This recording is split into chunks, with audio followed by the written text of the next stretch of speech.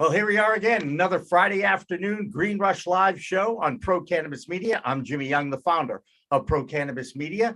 And as always, we ask you to like, share, and subscribe, not just to the Green Rush Live show. We're here every Friday at 4 p.m. Eastern, sharp, I might add. But we're here because we want to talk about the business of cannabis. And we always have great guests on the show. And we even have some great guest hosts now that we're rotating in. And one of them is Josh Kincaid from the Talking Hedge. Hello, Josh. Hey, Jimmy. Thanks for having me back on.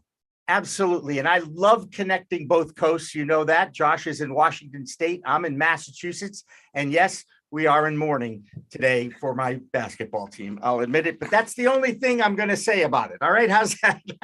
I'm not going to go into the reasons why, and I'm not going to cry in my leprechaun soup or whatever. Okay.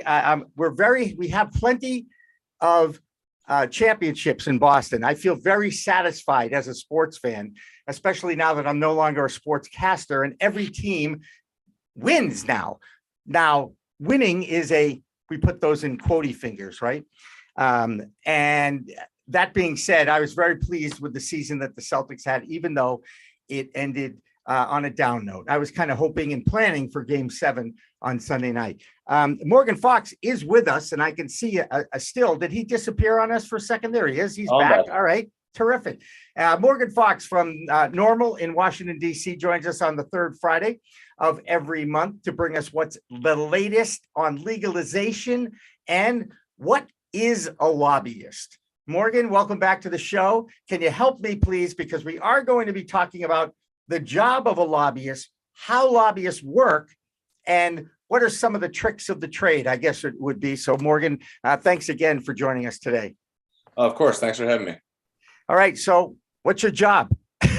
My job, encompasses a lot of things, everything from talking to lawmakers to coalition building to communicating with constituents of lawmakers that are important for swinging to get to supporting votes on, cannabis related issues. But when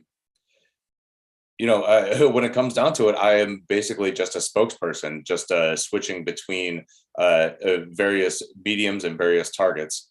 But I wanted to address something that you asked a second ago. What is a lobbyist? Right. And I think that that's a really important question because a lobbyist is anybody who talks to their lawmakers about what they want to see happen. And citizen lobbying is one of the unsung strengths of our democracy and something that is vitally important to changing the way things are and getting rid of bad laws and instituting good ones. And I think that there are a lot of people out there that they hear that term and it's kind of daunting to them, or they think that it's something that it is done by like unscrupulous people in back rooms, throughout the country, or in the dark heart of Washington. But any single person that contacts their lawmakers and tells them what they think and how they want them to vote is a lobbyist. And for grassroots efforts like ending cannabis prohibition, citizen lobbyists, the individuals that actually reach out to their lawmakers and tell them what they think and what they want them to support are absolutely vital. And honestly, they don't get the credit that they deserve. Yeah, I have some thoughts about that, certainly. Josh, I'd like to offer you the first question to Morgan. And yes, we will be talking about what Merrick Garland, the Attorney General, said today, but that'll be coming. I know I knew you'd be happy about that. And yes, I'm very much aware of what he said today. But Josh, go ahead. You can ask Morgan whatever you need to. Just jumping off that last point about what a lobbyist is, if you can clarify, because there's different definitions globally, right? So wondering if lobbying is a necessary evil. When you look at the lobbyists in the US look at it as a normal thing, but when somebody in Japan does it, they call it graft. And graft is a form of political corruption defined as an unscrupulous use of political authority for personal gain. Nancy Pelosi probably knows a lot about that, but maybe you can explain the difference between lobbying in the US. How is that different from graft? Well, I mean, by definition, lobbying in the US is just talking to your lawmakers. Now, what that exactly looks like it can run the gamut. Whether it's like a single citizen lobbyist talking to their lawmakers, or it's a mega corporation dumping millions of dollars into a campaign for somebody. So I mean, there's a lot of wiggle room in that definition in terms of how it looks in this country. And clearly, we have seen in the cannabis issue a lot of that on all sides of the spectrum. Unfortunately, or maybe fortunately, actually, the folks that are dumping tons of money into professional lobbying aren't always effective on this issue.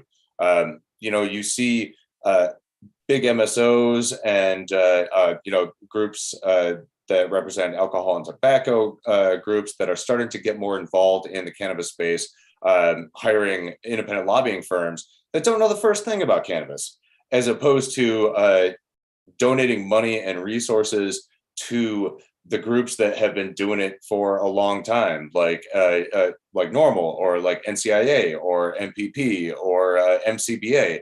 All the groups that have dedicated lobbyists that their job is to just work on this issue and talk to lawmakers and try to sway their opinion. And traditionally, these nonprofits have been, unfortunately, pretty underfunded. And we've seen, I mean, this isn't across the board, but we have seen a lot of instances where, big money operators within the space will hire lobbying firms that, for insane amounts of money, really, that will basically just go to meetings with the advocacy groups and then report back to their clients with what those groups said that they've done, say that they were the ones that did it, and then keep getting those paychecks.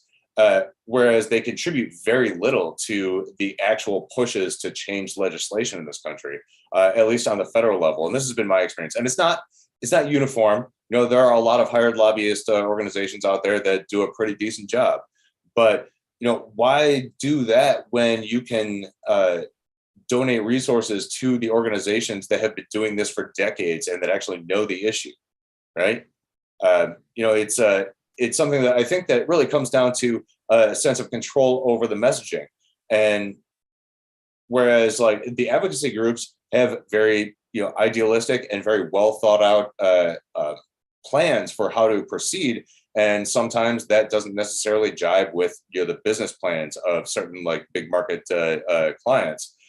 And those groups will generally say like, yes, we really, really appreciate your support, but we're not going to let you run the show because we have a better idea about this than you do, because we've done more lobbying than you do. Whereas, hired guns in the lobbying space who may not know anything about cannabis policy whatsoever will frequently just say like, yes, we'll do whatever you want. And we'll leave that up to the imagination just for a second here, because we do have some breaking news, as we like to say in the old newsroom business. I get this marijuana moment. Tom Angel does a great job with this every day, and he seems to have the real pulse of what's going on inside the government and what's happening. And the headline says, Attorney General says Justice Department will address marijuana policy in the days ahead. Morgan, that's good news for you guys. What do you think might come out of this?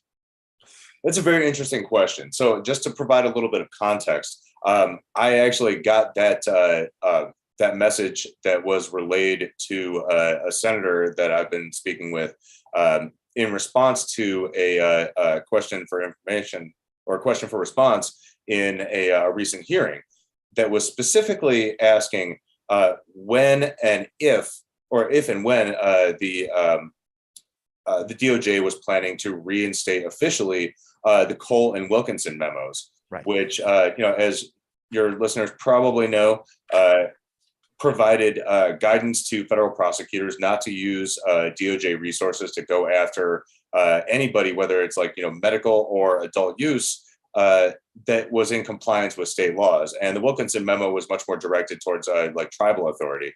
And so the question was very clear, like, you've stated that these are your policies, but we have yet to see an actual official reinstatement of these as policy.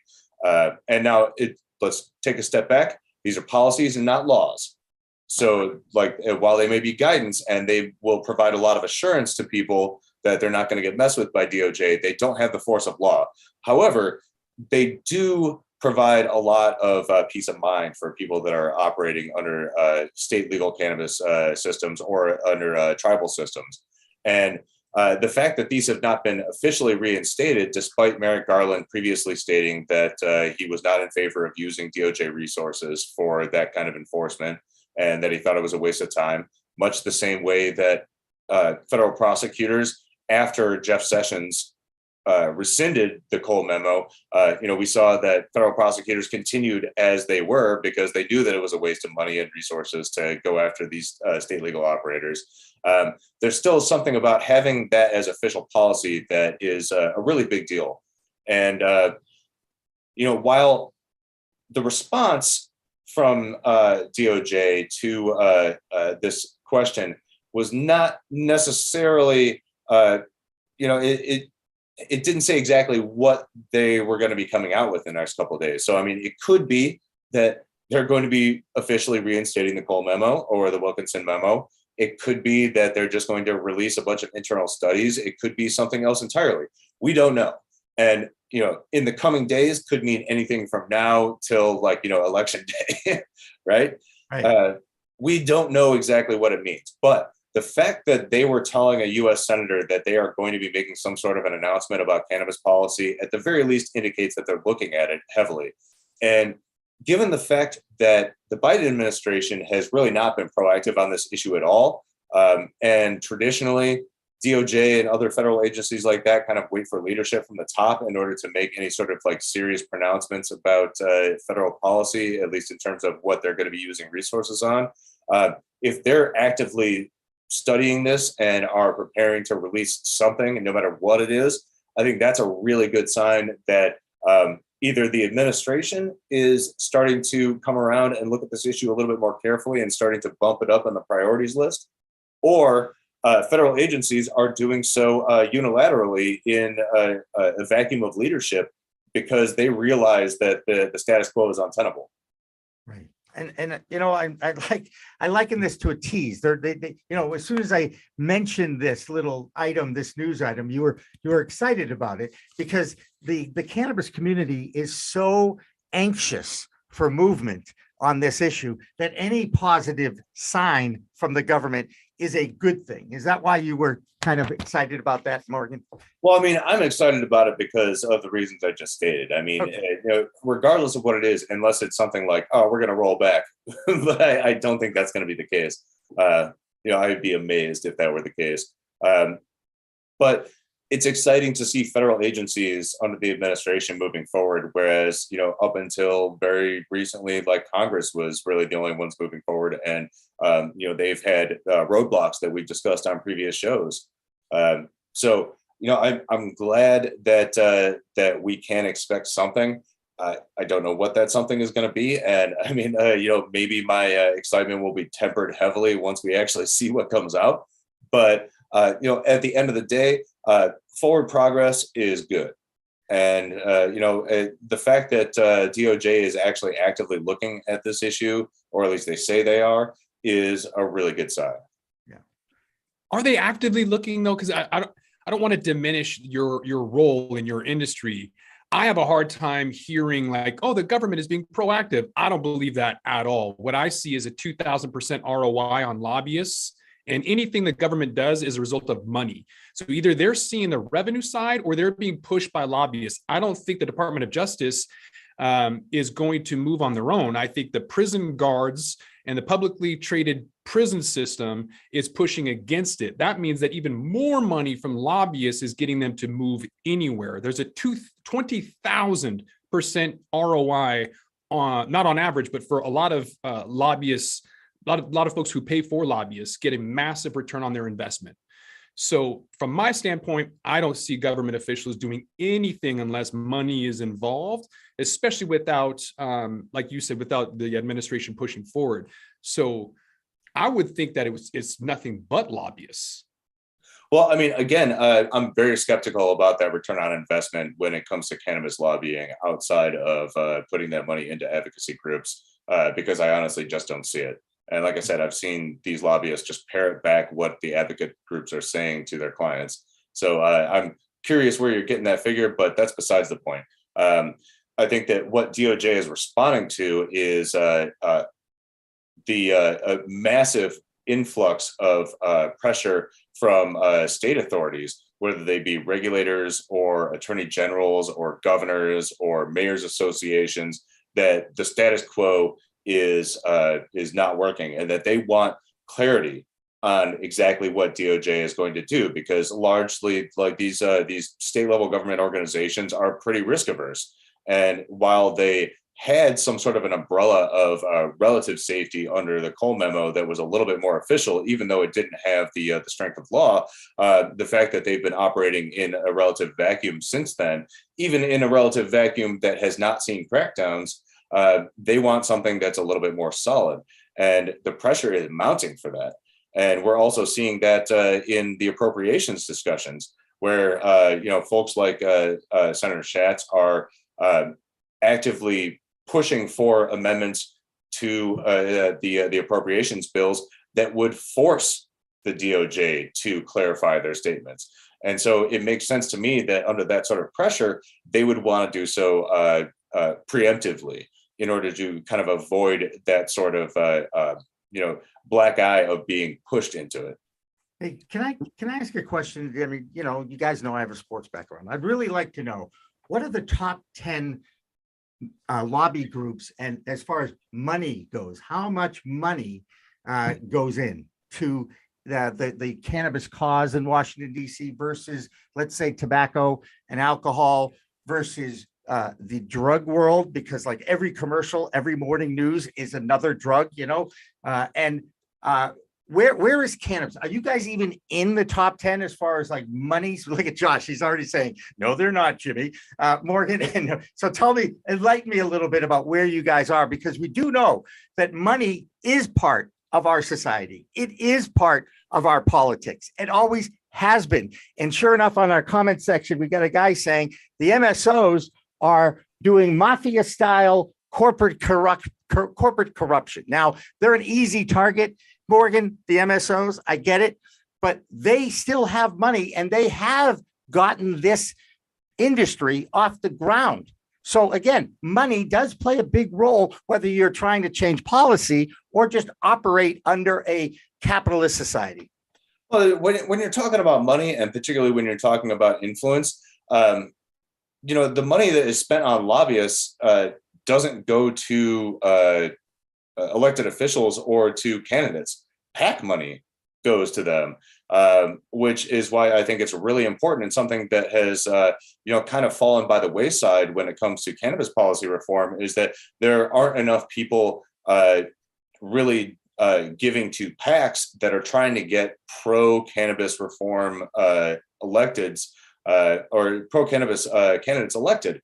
And likewise, to punish people that vote against them by promoting their opponents.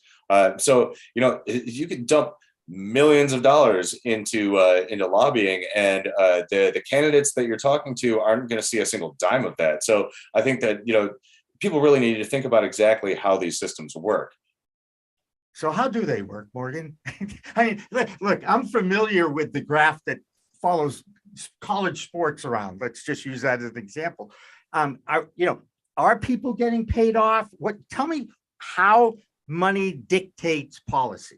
Well, I mean, again, cannabis is not a big lobby, either in terms of lobbying expenditure or in terms of PAC or campaign expenditure. It's very, very small. That being said, it has the potential to get a lot bigger if people would be, especially consumers individually, would be more actively involved in politics. Anybody that's ever gotten busted for weed, even if on the local level, should be given at least a couple of bucks to people that are working to stop that from happening, or to return their civil protections that they may have lost because they have a criminal record. Even if it's just $1 or $2. But the there is a definite dichotomy between like the amount of money that you spend on lobbying efforts, which a lot of it is just making sure that you have smart people that are actively working on the issue and are really talking to lawmakers on a regular basis and providing them with the information that they need to either change their minds or support their supportive positions and help them convince other lawmakers to change their minds, versus money that's going directly to candidates or elected officials, which comes through PACs. There's a huge dichotomy between there that I think a lot of people don't realize. Yeah. Well, this is why we're devoting the next couple hours to this discussion, just to see how this whole, I need to be enlightened on how this whole thing works, but I loved your opening comment about citizen lobbyists and taking back the democracy that has been taken away from people. For instance, whenever there's a ballot question, those that are against the ballot question look for a legal reason to knock that ballot question out. And I'm obviously thinking about the governor from South Dakota on this one. How, as a citizen journalist or a citizen lobbyist, a citizen lobbyist, how do I pick up the phone and call Kristi Noem and tell her what an absolute idiotic thing that she just did? I mean, I can't do that. She doesn't give a damn what I think in Massachusetts. I'm never going to vote for her. Do I call people in her district and try to convince them to make that call? So at a very basic level, constituent outreach to lawmakers, you can do through either like their individual web pages. They all have forms, and they also have phone numbers for both their district and their local offices. So you can just call them up and strike up a conversation. And they really do take constituent outreach seriously, to greater or lesser extents. And I'll be honest, there are like lawmakers that I've tried to get in touch with that are just straight up like, if you're not a constituent, I'm not interested. But what some of organizations like NORML do are we provide people with tools to be able to activate themselves as constituent lobbyists a lot easier. We provide forms for them to be able to contact their lawmakers very easily. We provide pre-written letters that then they can tweak to their needs. We let them know when is the best time to hit them on various things and provide them with the contact information. But at very base level, all you got to do is pick up the phone or write an email or fill out a contact form. And, while one voice might not be enough to bend the needle, when you get enough people together, then it's saying the exact same thing or saying something similar, they really start to take notice. And they take notice a whole lot more if they're hearing from actual constituents whose votes they need than from, various activists around the country, right? So just the fact that they depend on your vote makes you a valuable resource to them. And the fact that you have a connection to them because of that locality and because you know things about like where they're from and where they're representing that they probably do as well, means that they're more likely to listen to you. Sometimes, it takes a lot of people saying that same thing to actually make any difference. But, at the very least, that's what democracy is all about. You have an ability to contact your representatives and make sure that they're actually representing what you think. And it sounds really lame. I've said this before, but when you hear somebody say, "Oh, call your senator, or your House rep, or someone in your district," it sounds really lame. But the truth is like nothing's going to change unless you do that. So, for example, the National Association of Realtors spent $44 million on lobbying last year, and the beneficiaries of those are going to be like BlackRock, who are buying literally tens of thousands of single family homes. Goldman Sachs went into Florida and bought an entire neighborhood. So I'm at my wit's end. So I'm going to call my local folks, my House rep and senator in Washington state and complain, because I can't be the only one. Enough is enough when people are literally like, they say that it's only 6% of the entire housing market that they're buying. But the reality is they're buying about 60% of the houses that are $500,000 and under. That's affecting the majority of folks out there. So if you're fed up with it, pick up the phone, email, do something about it. Otherwise, you're not really helping it. It sounds lame, but power in numbers. You're absolutely right. I mean, perfect example. NORML doesn't spend a ton of money on lobbying. We're kind of a grassroots bootstraps organization, but we have a lot of followers and a lot of outreach. So I can call a congressional office a dozen times and they won't necessarily set up a meeting with me. I put out an email to our followers who are constituents of that particular lawmaker, and they get 1,000 emails or 1,000 phone calls from people. And all of a sudden they're calling me to set up a meeting. You know, it really does matter. Good. Well, great. And obviously we're here to spread that word. And here's a thought for all those people out there, whether they be in our chat room or watching on demand, however this works. Every time you take a hit off a joint or a bong hit, make an email. Do an email to somebody. How's that? Just as simple as that. It's like one email per bong hit. Hey, what the hell? Stop at like 2 or 3. All right, fine. You can stop after 2 or 3. Hey, Morgan Fox, as always, pleasure. Thank you so much for joining us on this third Friday of the month that you always do. And we really appreciate it. We wish you the best of luck in the future. We're going to take our 4:20 break a little bit later, but that still means if you are partaking at the 4:20 mark, go to the email and email your representatives. Let's make it happen. We'll be back with more of Green Rush Live after this.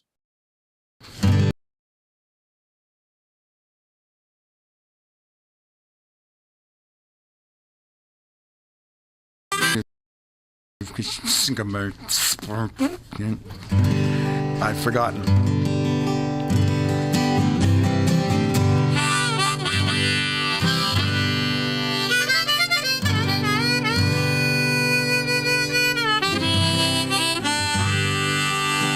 We had a saying in our old band, one of my first bands in 1966 or so. What are you gonna do tonight? Oh, just, you know, like every other night, just gonna lay around the shanty and put a good buzz on.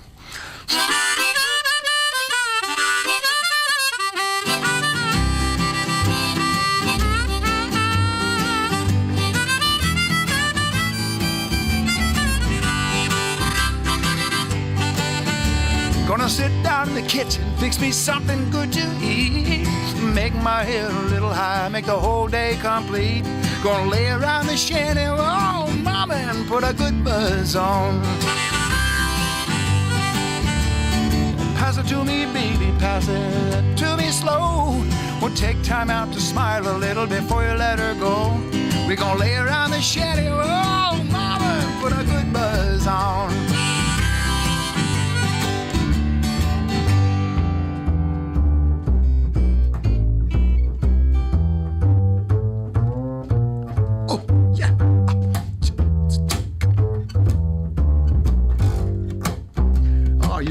You're on something. Go ahead.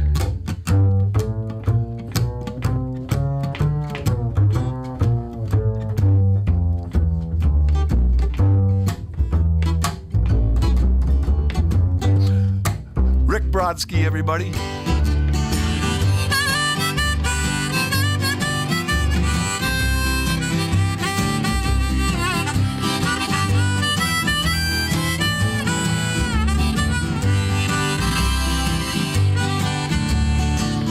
Nothing to do and there's always room for more.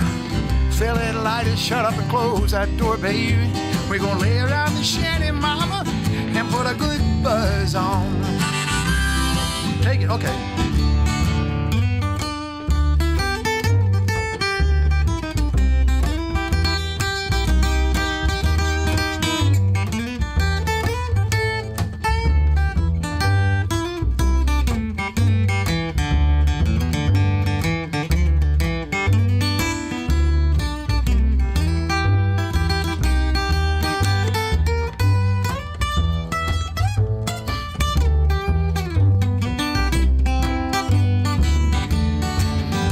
Prohibition never works, it's time to realize it. It grows in my backyard, it's time to legalize it. We're gonna lay around the shanty, mama, and put a good buzz on.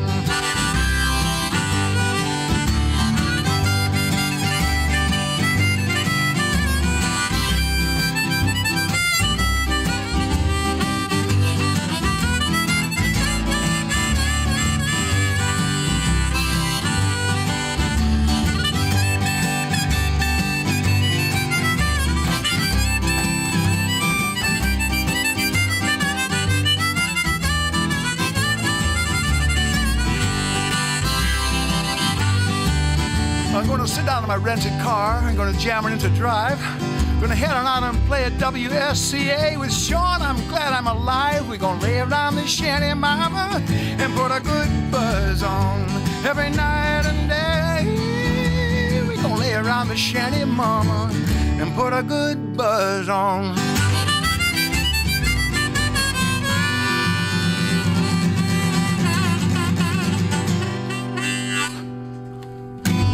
Nice. It's Friday. Thank God. Thank God Jonathan Edwards is joining us live in the WSCA studios.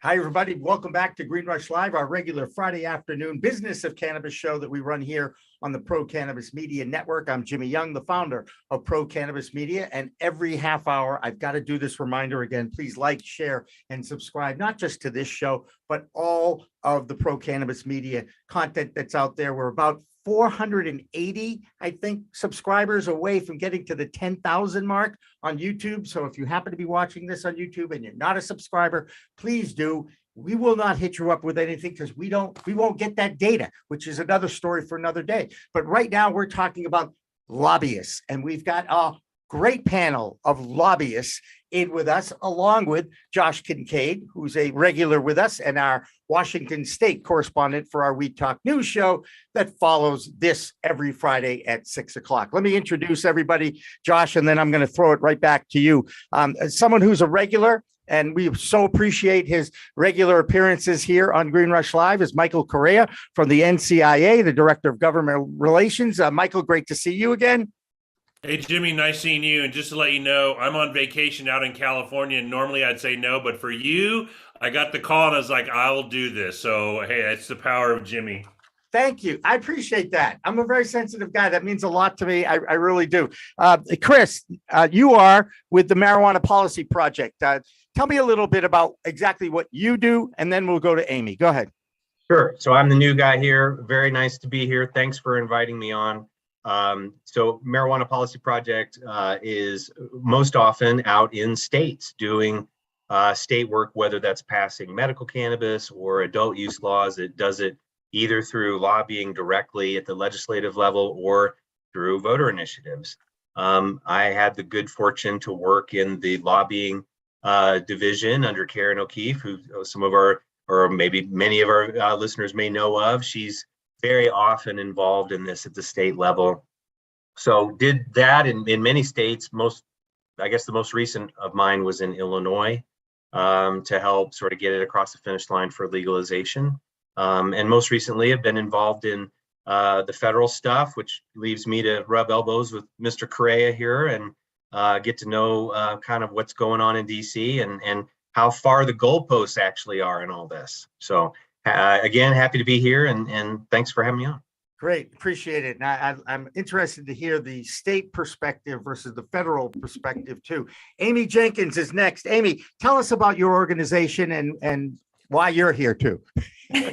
Well, I'm here because you invited me. That's true. So hopefully I'll make a contribution to this conversation. So, but appreciate the opportunity, and it's always nice to see Michael and Chris. Nice to meet you.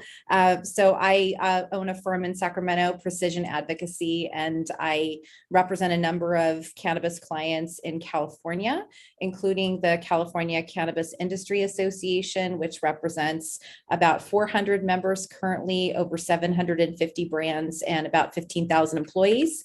So we are the most influential, I would say, trade association right now. There are others that are lobbying the state capitol to enact different cannabis reform endeavors, including tax reform, which is the big conversation right now. So I also have some individual clients. I also represent California companies, and that's my pleasure to be here. Terrific. Josh, I'm going to throw it to you for the first comment, questions, and you can call on any one of these three guests for us. Go ahead. All right. So lobbying last year broke an all-time mark amid a flurry of government spending industry. They topped $3.7 billion for the first time. That's up from $1.5 billion in 2001, with 3,700 new companies and organizations hiring lobbyists since the start of the pandemic, bringing the total number of lobbyists in Washington to an estimated 12,000. with so many multiple in-state lobbyists in Washington state, any state for that matter, how do we make any progress with so many different agendas? I guess I'll start with Michael. So that's one of the biggest issues I'm dealing with now. When I started, which was 9 years ago, almost 10 years ago, is before there were legal sales in Washington state and Colorado. That happened in January and July of 14, and I started in 13. I was the only guy there. I was on an island by myself trying to lobby. And the issue is pretty uniform. Take the industry seriously. We wanted a professionalization of the industry. We wanted to talk about the banking issue, the taxes. It was very generic. It was very easy talking about it because I was the only one doing it. Well, now the industry has matured. And here we are, 9 years, 10 years later, we have bigger MSOs, we have medium-sized companies, we have smaller, we have different aspects where some of them may have a little different perspective when it comes to what does legalization mean. And a perfect example would be something like interstate commerce. If you're a big MSO that invested hundreds of millions of dollars in a state-based model, and all of a sudden legalization threw that open, your hundreds of millions of dollars of investment would maybe go out the window. And so there's a little different perspective as far as tax rates, regulations, how much you can deal with on regulations, how much you can pay on taxes. The bigger guys can do more than smaller guys. And it gets back to economics of big versus little in every other industry. And the industry, cannabis industry, has changed. It's matured a lot. You see a lot of consolidation in the industry, a lot of growth. And when I was talking, it was, hey, treat us like every other business in America. Address the banking issue, address the tax issue. And that was it. Well, we've gotten none of that. And now they're talking about legalization. What does legalization look like? What do regulations look like? And now that's where you're seeing some of these differences pop up. And that's just within the industry. And then you have industry sort of versus advocacy in their approaches about drug legalization, drug reform. So when you're on Capitol Hill, one of the things I always wanted to do was have one unified message. This is the cannabis industry, and this is what we want. And now there's little nuances, a little popping up. So you are a friend on Capitol Hill that wants cannabis reform. You hear one perspective and you go, sounds good to me, and then you support it, and it may not be the full picture. And that's one of the things I'm fighting for right now, is just representing the industry as a whole, not one company, not big companies, but just the industry as a whole. But you're starting to see those nuances pop up in different ones, and having Capitol Hill hear different voices, it's a challenge. To your point, Michael, I just talked to the CEO of Riv Capital, who spent $250 million going to New York. And I said, you must know something we don't, because you wouldn't spend that if you thought legalization was going to happen. Yeah. Amy, you're nodding your head. Do you have anything that you want to add to Michael's comments? Well, I was certainly relating to, I think, the fragmentation of the industry. I mean, I think when we first started lobbying in Sacramento, we were all a unified voice. And I think we're all continuing. When I say we, it's the different associations and different stakeholder groups. I think we are trying to align ourselves around some key policy objectives, but I certainly appreciate the situation that Michael described, because I'm experiencing that in real time in California. You have small farmers, you've got different associations that are springing up to represent different segments of the supply chain.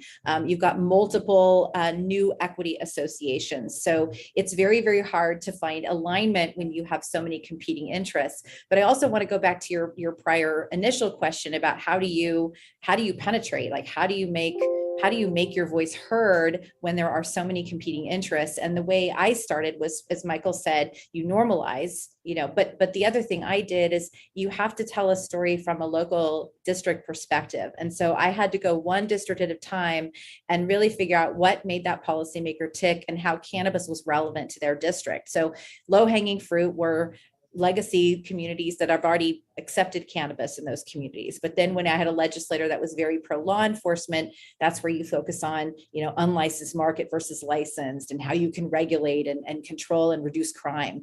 But, my strategy was always, really trying to identify what is going to make that particular policymaker tick. And I continue to do that to this day. But as cannabis has become more normalized and we're generating significant revenue in California, it has become far more mainstream. So most legislators let me in the door, but it really started out with that level of basics. And Chris, how about you? Well, the longer we go, the more complicated it gets. So those interests, just as Michael outlined, get more specific. And I just go back to a really simple analogy. And it's when, in World War II, at the very beginning, it wasn't hard for people to sort of rally around the idea that Hitler's a bad guy and we need to deal with this. Yeah. But on the other end of that same war, it's not about whether or not it's a good idea. It's about how are we splitting up Germany?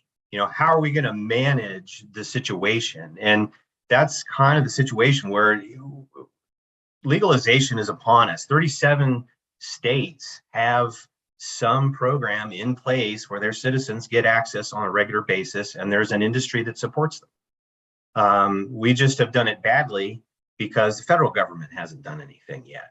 And so, we don't really debate anymore whether or not we should.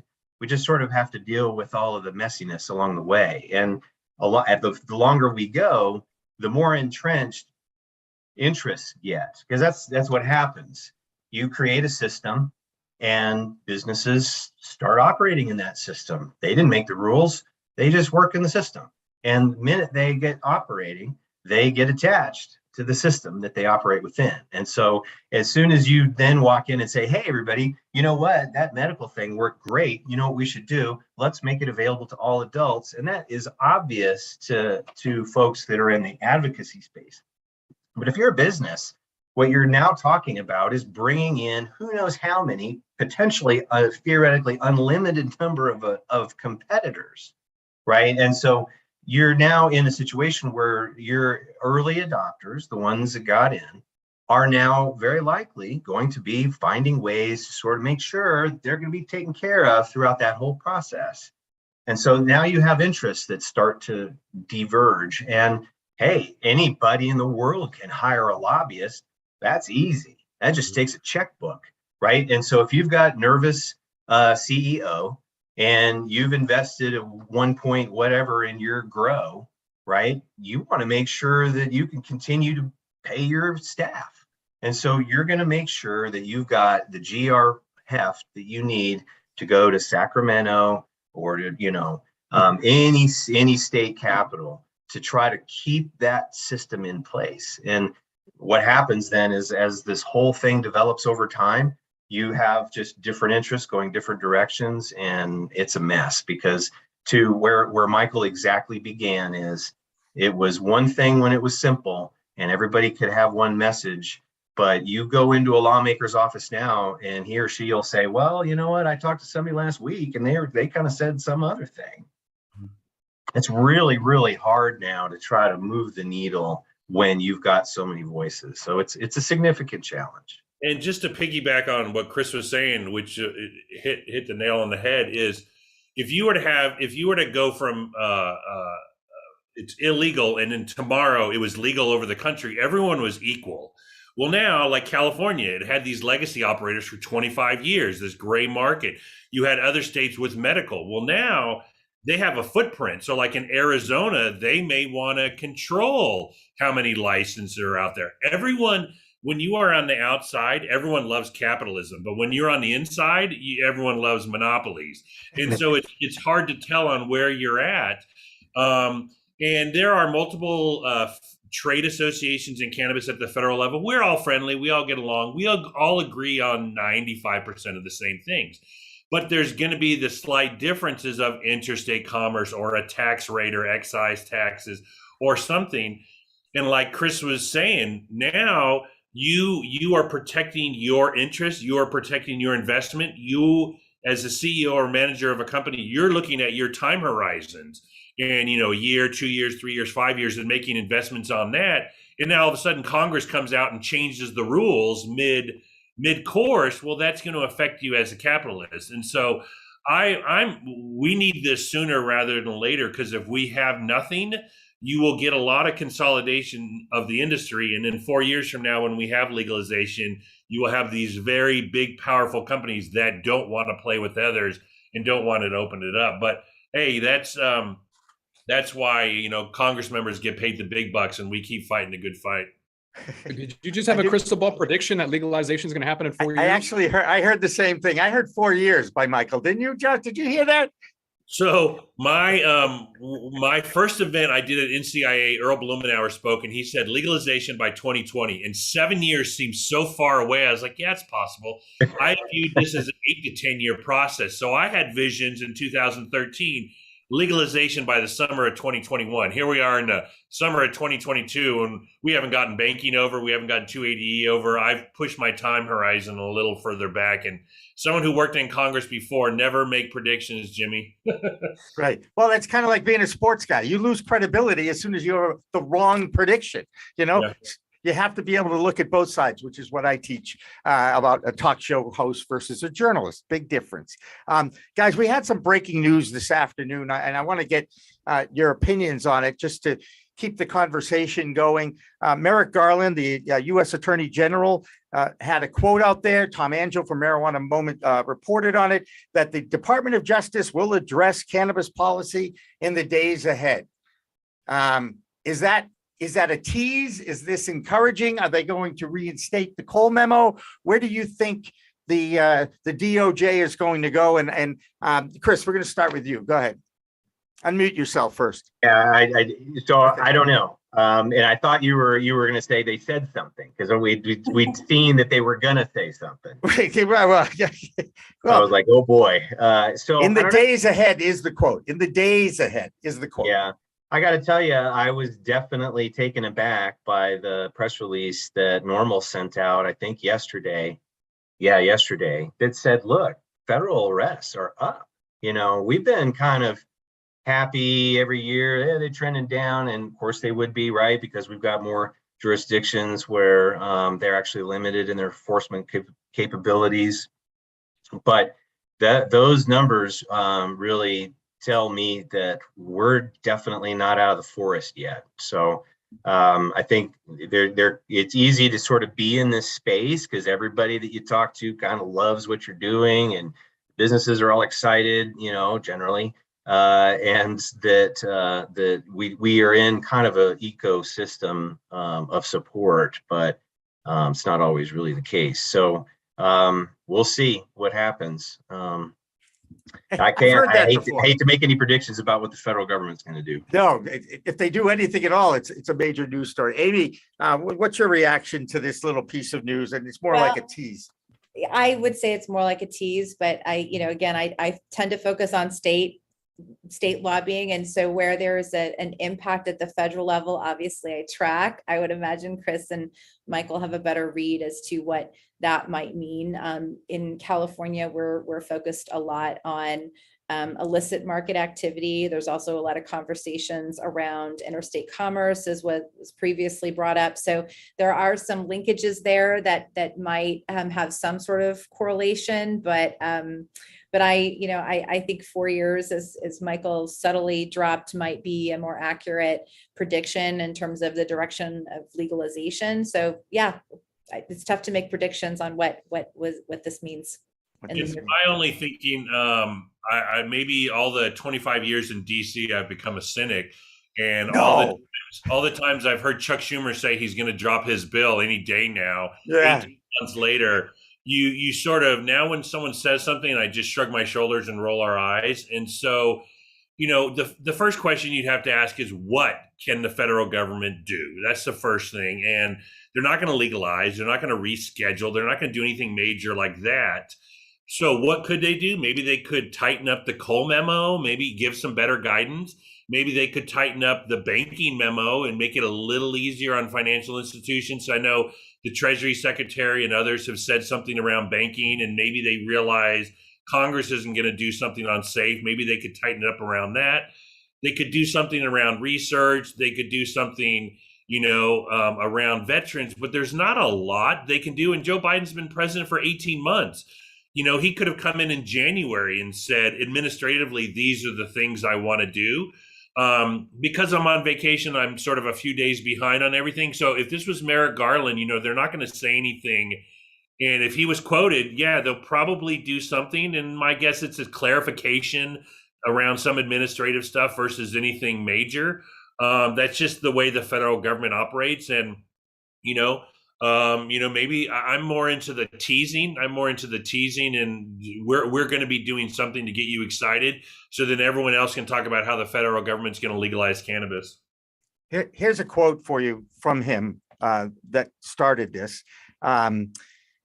Enforcement resources are not put to their best use prosecuting nonviolent, low-level marijuana offenses, even in jurisdictions where marijuana use remains illegal.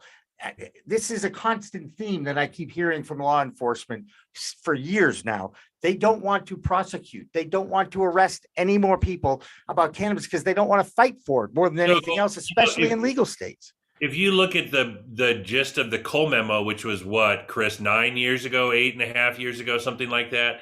And then in 2017, when Jeff Sessions tore up the Cole memo, he basically said he was going to give priority, or he was going to allow the local state attorneys determine that. Now, I don't have the data. Has there been a ramp up in the past 5 years about arrest, and maybe they've seen some data and they're trying to refigure and now say it is not a priority, and then maybe do a new Cole memo?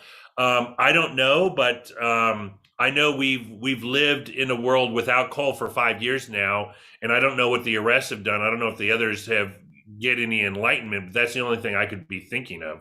And all Cole ever did was just say, here's our list of priorities. Hey, state or U.S. attorneys general out in the world, do whatever you think is appropriate. So, I mean, it never really dialed anything back. It just sort of gave enough room for US AGs out in the world to sort of say, well, okay, I'm not going to take this as a priority. There were certainly prosecutions that happened after that. So it's not like the whatever, I guess 2016 was when there was a limitation actually built into the budget that said DOJ does not get money to go after state compliant licensees. And that's meaningful. On medical. On medical, that's exactly right. And so now we have the Cole memo, but my understanding is that nobody really changed policy when Sessions yanked the memo. I mean, I think it was sort of functional, at least it gave a place for banks to have some activity. So it didn't make any sense for anybody to just say, well, okay, forget it. They just sort of kept operating. And so I don't know, reinstating the Cole memo, okay, so it doesn't really change anything. We need to change the law. The next changes are going to be Congress. That's going to be the true changes of Congress changing laws. Now, if anybody in the administration asked, I would say, oh, absolutely, we need to get that Cole memo reinstated. But I mean, in the real world, at the end of the day, we're not seeing changes in people's lives because the memo is in place or not. Yeah. Amy, you're in California, right? I am. Boy, you got plenty of stuff going on in that state every single day. It's the number one cannabis market, and I think 80% is still the illicit market, or the legacy market, if you will.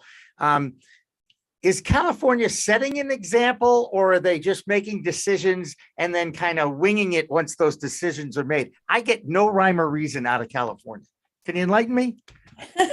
Well, I would say that there are many things that we did not get right with the passage of Proposition 64, which was our measure to legalize cannabis for adult use. It's certainly job security for me, from the standpoint that I have spent the better part of my time since its passage in 2016 trying to steer the ship in the right direction and address some of the areas that are not entirely functional. So whether that is our very complex system of tax collection, the rate at which we're taxed, there's a lot of people that have real concerns and for better or for worse, but the reduction in penalties. So, the fact that cannabis, illicit cannabis is a misdemeanor has led to a huge uptick in unlicensed market activity. there's a whole host of issues that have been challenging. I will say where I think we are moving in a positive direction has been our significant investment in social equity. I think California is leading the charge in terms of trying to create a path for those communities most impacted by the war on drugs. But by and large, there is a lot to fix. And so hopefully the other states can learn from some of the mistakes that we've made along the way. And so I think California continues to be a trailblazer in some respects, but also there are lessons in what not to do that I think other states should really pay attention to. And just to piggyback on top of what Amy said, as a California native and actually in California right now, California led everything cannabis. I think it was sort of the leader on cannabis because it's such a big market, and there are a lot of lessons to learn on, what they did wrong. And one of the biggest issues is because you don't have federal legalization, you're going to have price differences. And California is growing some of the best stuff and at a good price because we have such an agricultural background. That's going to be leaking out of the market. There's going to be diversion until you have some equilibrium. I guarantee you, if you made tomatoes illegal across the country, there would be a illegal tomato market going on because California grows them well. It's just something about the market. But with that being said, I do want lessons being learned because what works, what doesn't, as far as taxes, higher taxes, regulations, there is no perfect legalization bill, but when Chuck Schumer is going to drop his bill, we as the cannabis industry are worried that these tax rates are going to be too high. It's not going to be good for the industry, and it's going to lead to this illicit market staying around because the taxes are too high. So you have to be, a lot of policy people in DC aren't thinking like that, but that's my job, is to educate and keep getting that message out of why we need to do legalization right, and the lessons we learn from states like California, Colorado, Washington, Oregon, some of these others that have been doing it for a few years now. Right. We learn more from our mistakes. Hey, Josh, Washington, have they learned anything? Have you learned? I mean, it seems to me they're still kind of almost going back in time and redoing what they did 10 years ago. Yeah, I think you learn more from your mistakes. Practice doesn't make perfect, failure does. And Washington State is probably the best learning experience. We are a petri dish experiment here. The most competitive marketplace in all of North America is right here in Washington State. 2,000 SKUs in any store and no vertical integration. So none of the stores care about the brands. They'll just put 2,000 SKUs up and then good luck competing against that. Granted, a lot of brands have, a dozen or so different brands with underneath them to kind of create all of those products. But what we're seeing is, still a Class C felony to maintain and operate a marijuana lounge. We're seeing it's a felony to grow at home unless you have a license, a medical marijuana card. So there's all kinds of issues in this state, and it's going nowhere fast. Right. Hey, before we go, I do want to get a comment on interstate commerce, because it seems to me that interstate commerce does exist in the merchandising, in the branding. You are seeing brands going across state lines for edibles, for tinctures and other things like that, but not flower, at least not legally. But it still has to start with the flower. So, I mean, to me, it seems like some of these people that are putting out the products that are manufactured are already practicing interstate commerce. Am I wrong? Who wants to go? I don't know. I mean, I would say this, that to a lot of folks that we talk to on the Hill, the folks that work, as staff for members of Congress, we're already doing interstate commerce. If you have a company that operates in one state and you have employees in another state, what are we talking about here? Is it the magic moment when a joint actually goes across state lines? Now we're gonna really have a problem with this company. There's stuff happening between these states all the time. Money is flowing. It's interstate commerce to a lot of folks already. So I'll give you some anecdotal personal. So last summer I vacationed in Montana, Chris's state, and I flew in and out of Spokane, and there's a dispensary right on the Spokane, Idaho border. And I remember going there, I visited, and I think there were 40 cars in the parking lot, and 36 of them were from Idaho, which is probably has the least cannabis-friendly laws on the books. Idaho people are going to Washington State. They're just losing that tax break. That, like Chris is saying, that's interstate commerce right there, because they're going across the state lines, and they're not consuming it in Washington. They're bringing it back to Idaho because that's what's happening. It's just one of those things that you're going to get that leakage, that diversion, until the federal officials are having an honest discussion about cannabis. There you go. Well, this has been a great, honest conversation about cannabis. The three of you have been outstanding. Michael, you're going to have some competition for your guesting here on the show. I can tell you that both Chris and Amy passed the test, and you will always have a special place in your heart for us, just because you're on vacation and you still made the time for us, and I appreciate that. Hey, well, I always appreciate it. And Jimmy, we're going to hopefully do a lobby days in a couple of months and coming to DC. So once you get the notice, come on down, visit us. It's been 3 years. People are getting an itchy trigger to want to go visit the Capitol, and we got to get Congress to do something before the end of this session. Right. And I was at the last one in 2019 in May. And because my brother lives in Chevy Chase, it makes it somewhat convenient for me. But I'll be honest, I haven't seen him in 3 years except on Zoom, because they have grandkids. I mean, you know what happened, guys, more than anything else. Because we only have one guest the next half hour, I'm going to offer, if you guys have time and want to stay, you certainly can. Michael, being on vacation, you're already excused, okay? So go and enjoy your time in your home state in California. And we're going to have more of Green Rush Live after this. Don't go away.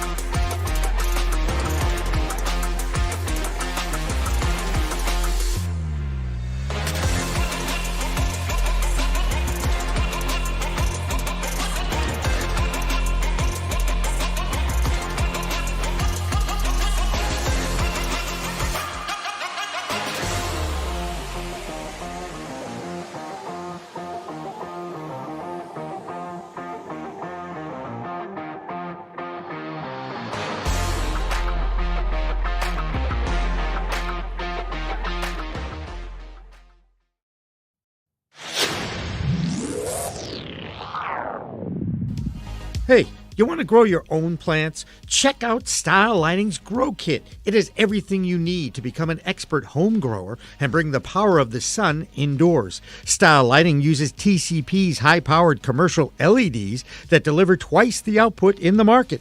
The Grow Kit has a grow bag, a timer, chains to hang the light, and of course the best in the business lighting system by TCP. Check out stylelighting.shop for more information.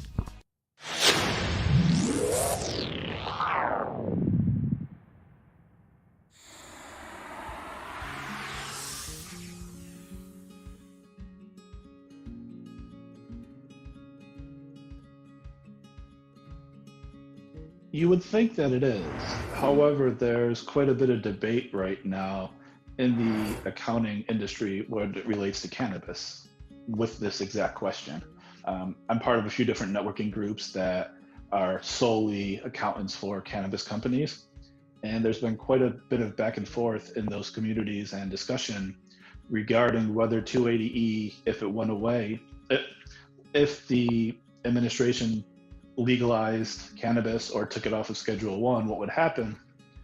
And it could go either way right now. The debate is it can make the accountant's life much easier. That's what a lot of the inexperienced accountants are saying right now, it seems, whereas the accountants that have been in this industry for a while and have gone through the same thing that happened with hemp a few years ago are saying that it actually will make lives more difficult, because when hemp became declassified a while back, the accounting became more complicated.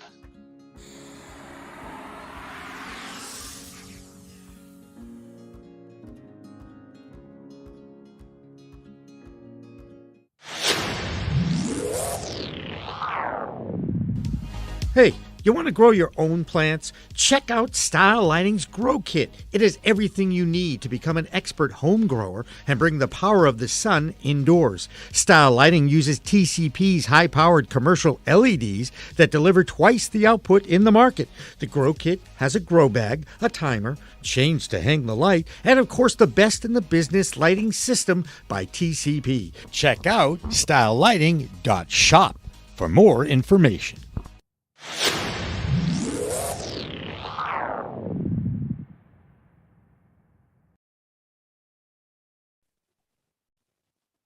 Welcome back to the Green Rush, Business of Cannabis, 2-hour weekly live cannabis business talk show produced by Pro Cannabis Media. We're discussing new issues in the cannabis market each and every week. This week, we're diving into everything that is lobbying. Our guest today, Al Ralston. Al, thanks for being with us. You bet. Glad to be here. Appreciate it. Of course, Jimmy, the host, always here. Al, you only have 50 years experience, not a whole lot, but you might know a thing or two.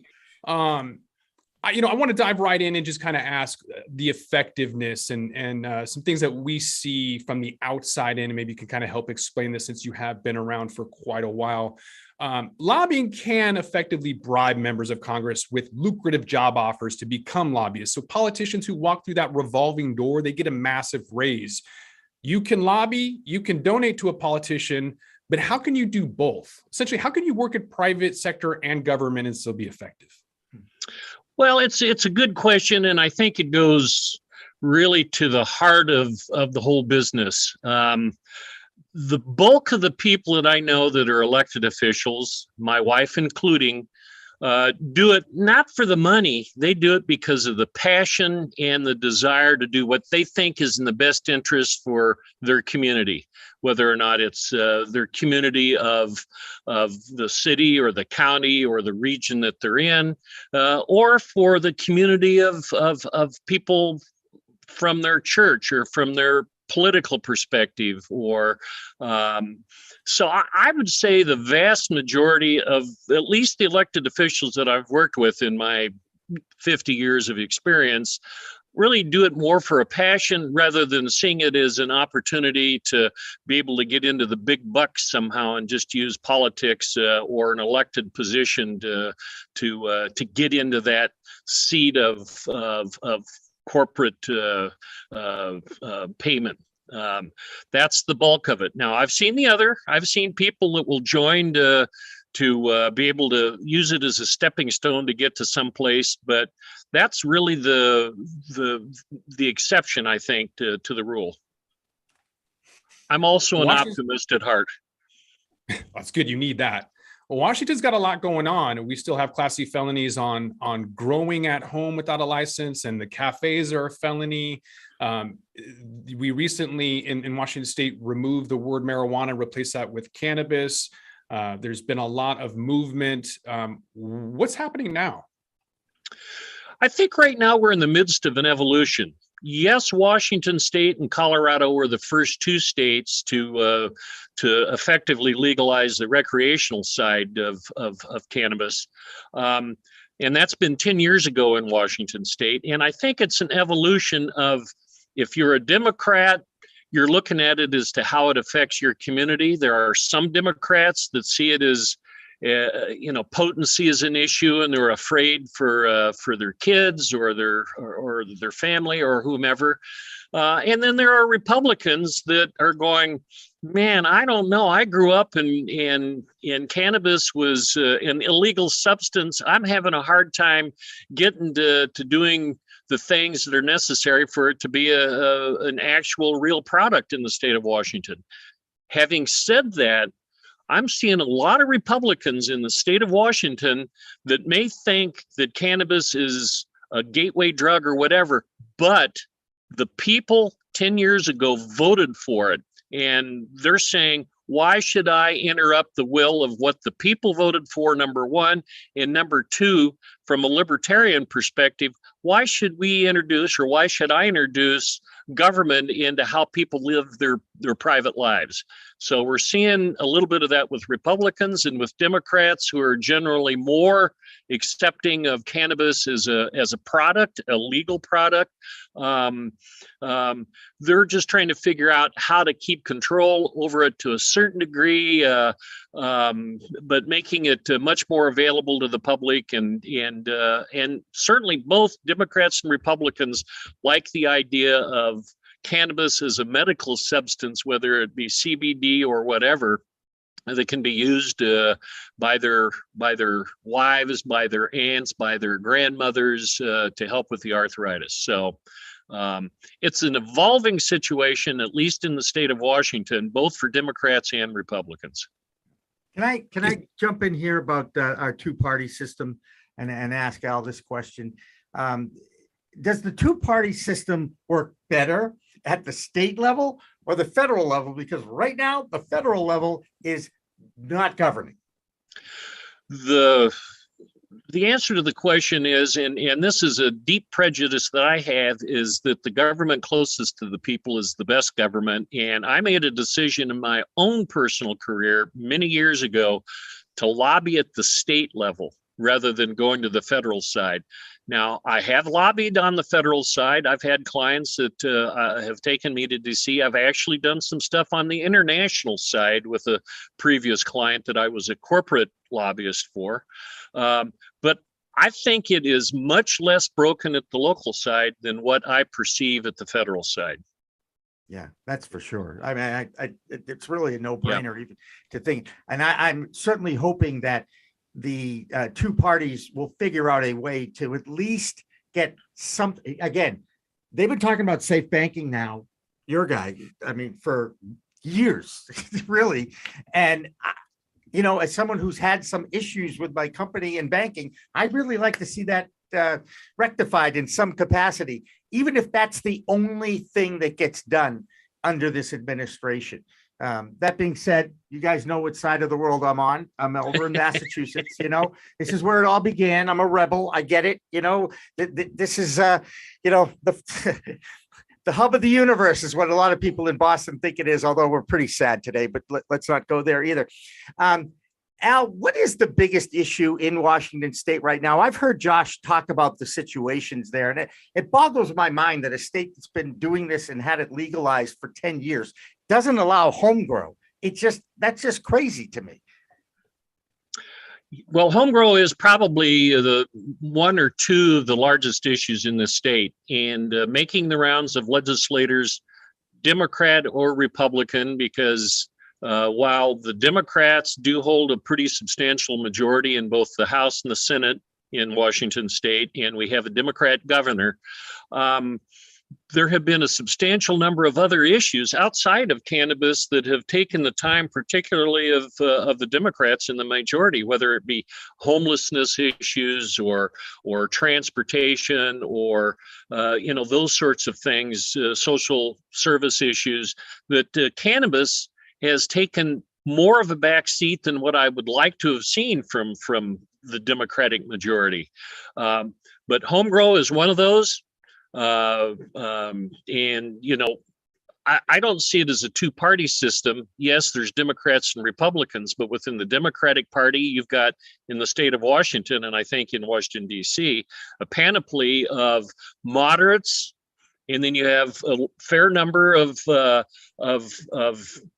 your more progressive to the Bernie Sanders side of things who don't always agree, and you have fights within that Democratic caucus. So much so that you've seen a change in the speakership over the last couple of years in Washington State, and it still isn't settled as to kind of where the Democratic Party is leaning on issues, let alone cannabis.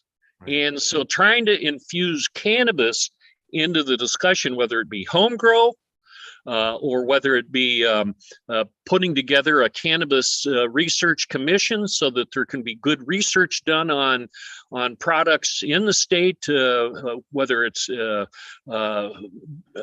production of or the impact of certain chemicals or pesticides on the growing of the product, those sorts of things, has been difficult. And I'll say it right here, within the cannabis industry, there's been disagreement on those issues all the way around. Anyway, certainly with the commissions and to a certain extent, home grow is. There are some very progressive Democrats, and there are some in the associations that exist that aren't sure about home grow because they don't want it to be a competitor to their own products that they're growing. So sometimes the cannabis industry can be their own worst enemy. Yeah. Well, the more mature one, you guys have been around 10 years. I'm starting to see that here in Massachusetts. We've been 2016, the voters, 2018, the first joint was sold legally. We're 4 years in. There's over 200 dispensaries now in this state. There are some issues inside the state, and I would like to see more collaboration than competition. But in a lot of ways, that goes against the American capitalist system too, because everybody's in it to make money. I get that, believe me, it's being drilled into my head for sure. Josh, in your estimation, what do you think is the biggest issue facing Washington State today? Too many producers and processors. There's no vertical integration, so the retailers don't have that ability to offset their expenses. The producers don't make any money. The retailers have all of the power. And so with that, there's going to be a massive amount of consolidation, and those that don't realize it, there will be capitulation or forced mergers. And so I think with a co-op model, there could be some survival if they figure that out and cooperate, but most of them won't, because ego is large in any industry, in any city. So I think the biggest issue is just the amount of folks that are going to be going out of business. Oregon is going to be even worse, and Oklahoma is going to probably be the worst in the entire North America with how many licenses they have at 7,500, 3,500 in Oregon, and Washington only has, I think, 800 growers, but you don't have 800 tomato growers anywhere in any state on any continent. Right. That's crazy. I'm wondering if go ahead. I want to ask Al a quick question about to go back to how unique the cannabis industry is, or if it is unique. You were talking about your ability or your experience with corporate America, international, and even at the local level. Is the cannabis industry unique in the fact that Washington State has been running around like chickens with their head cut off, talking about 10% concentrate limits, talking about shapes and colors being attractive to children? Is the industry unique where you essentially have to have an employee, paying such close attention or be a member of the Cannabis Alliance or some other similar organization to know what's coming down the road, and crazy or not? Is that an effective way to regulate and or run a business? And is the cannabis industry unique in that? Well, in my opinion, I think the cannabis industry is a little bit weak with having to look over their shoulder all the time on what's happening or what's not going to happen. The issue with colors and with concentrate and concentrates and packaging is a little bit of a byproduct of some of the Democrats that are really concerned that this could be a dangerous product to children. And so we, the industry, have had to pay attention to some of these legislators, which are very progressive and very pro-cannabis. Some are, some aren't. We have to kind of tiptoe with them to bring them around that, there needs to be options within the community, and let's not make the product so expensive that people can't pay for it. And just a side note, some of the most strident supporters of concentrate limits, having certain kinds of packaging and colors, are Democrats, which are giving really good excuses for some of the Republicans who really don't care about that one way or the other to oppose anything dealing with cannabis. So I think the Democrats are helping the Republicans try to stifle a lot of the growth of the cannabis industry in the state. That's me, though. That's actually happening in other states too, where the Republican-led state legislature is moving forward with at least medical programs. And look, I even saw somebody write about this recently, that the Democrats better figure this out, because the Republicans are going to steal that issue, which I think is a little far-fetched, to be honest with you. But when you see an opportunity and you're a politician, your job is to get elected and stay elected, right? That's the whole goal of the politician. It certainly has some merit to that. We've had some interest on our chat room from Kentucky, and in Kentucky, I know they're trying to move it in, and I think it's a riot that of all the states, that Mitch McConnell's involved with. He's the one who got the farm bill across in 2018, right? Without really understanding what kind of a Pandora's box he was opening up with that. Am I right? Yes, you are right. Again, I don't follow the national side as much as I do with the state of Washington, but I think you're absolutely right. Yeah. And E8 was a perfect example of that in Oregon, where they just had to outlaw that, but with hemp. Right. And Delta 8 as a product that's legal in some states and not legal in others. And they're not regulated, or not even regulated. I know. Even more so. It's whenever I hear the line about the kids, and I totally get that, and I've always been involved with kids in many capacities, and I like to think that I'm a mentor to young people all the time. It's still education, and when you tell a kid not to do something, okay, that's what they're going to do. That's exactly what they're going to do, because they want to find out why you, as an adult and authority figure, are telling them not to do something. So I'm friends with Dutch people, and they don't smoke cannabis. Right. Let me add an interesting note to this. I was speaking to a state legislator the other day, a pretty progressive Democrat, who's a member of something I didn't know existed called the Dry Caucus. So it's a mixture of Democrats and Republicans that are in this case, they're non-alcoholic drinkers. They're almost prohibitionists. Yeah. And she was calling, looking for a political donation. And I said, well, I do represent the Cannabis Alliance, the largest association in the state of Washington. And she said, Al, I'm calling you because I trust you. And I have to say that I finally smelled what cannabis smells like the other day she was walking past a street corner, and she said, I started looking into it. Cannabis is much safer for children than alcohol is. And she said, whatever you want, come and talk to me. I may not be able to support everything, but I want to support a good, sane, healthy cannabis industry in the state of Washington, because it's a lot safer for children.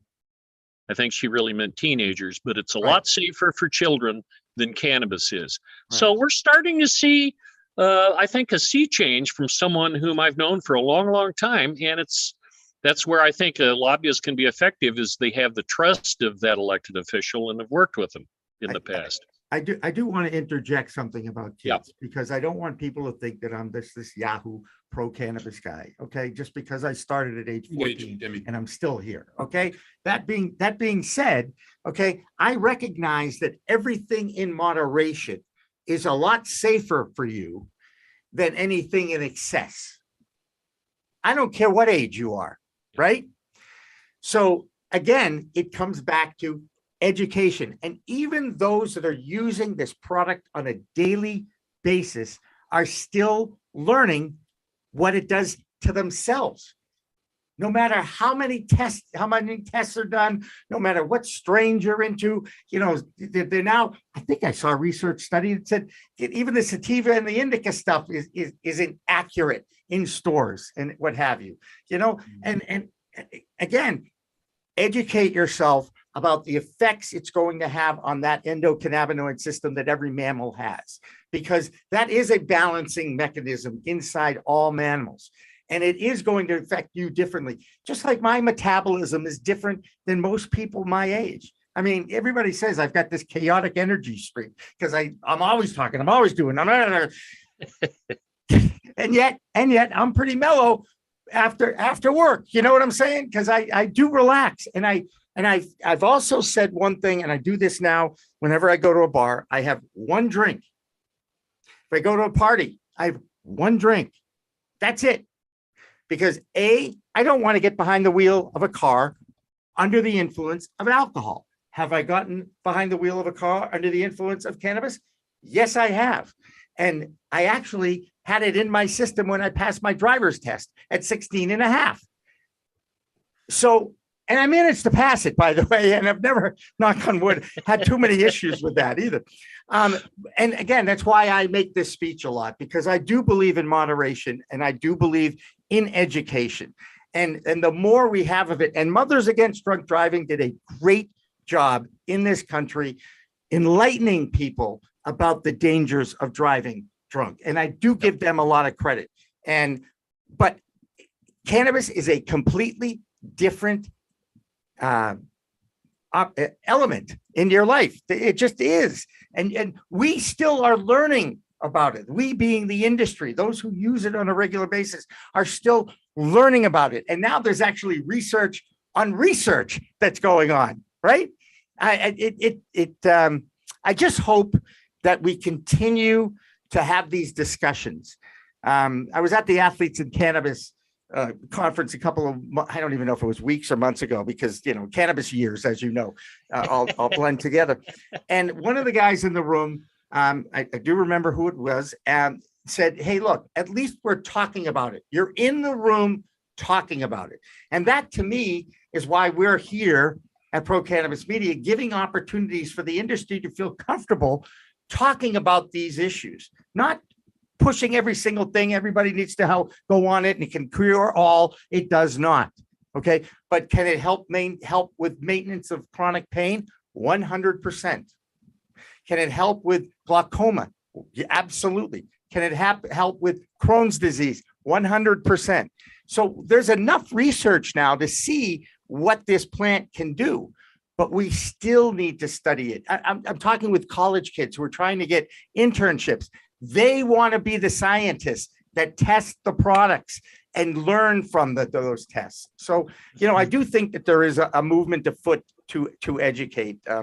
What do you think Washington State is going to do in 2 to 5 years, guys? How are they going to rectify what they've already built? And you're both from that state. So Josh, you answer that question first.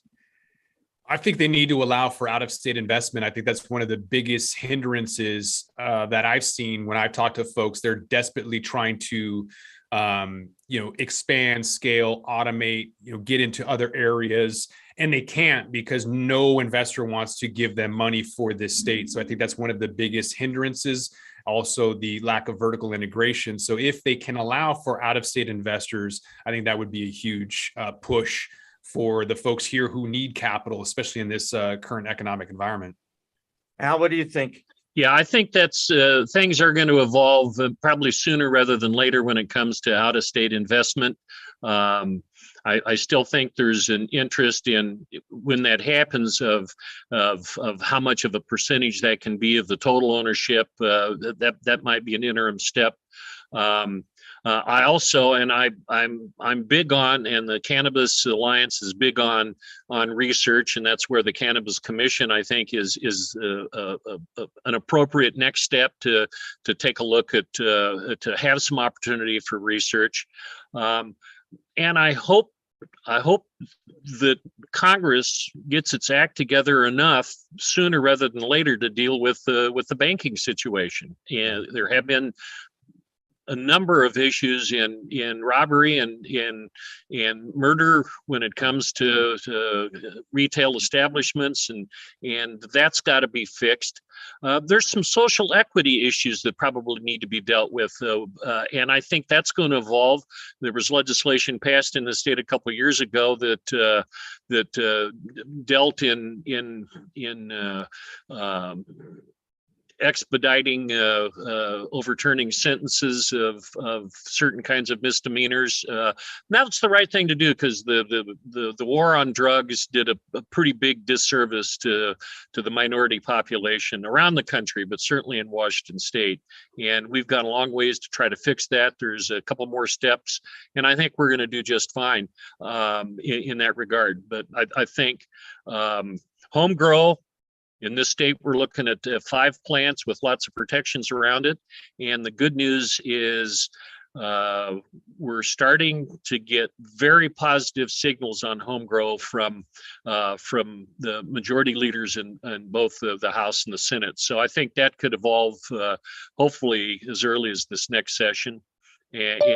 Out-of-state ownership, it's going to take a little bit of cooperation from a couple of the other associations to get that to work right. And let's get over for the cannabis industry to get into the hostage holding situations that seem to exist, and we're tripping over our own feet.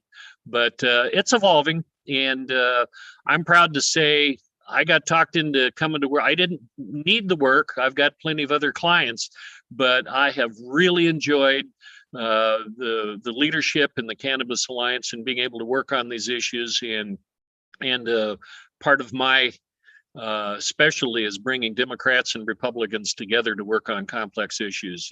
And so it's been fun for me, and I think that's where we're going. Can we send you to Washington, D.C., please? They just don't get along there. And I hate the name calling, and I hate the blame finger and all that.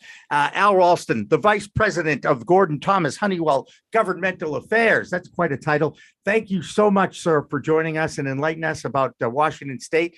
Josh, you did a great job at finding Al, first of all, and as well as jumping in as the host. So we're gonna take a break, our final break until the top of the hour when we go to our news show.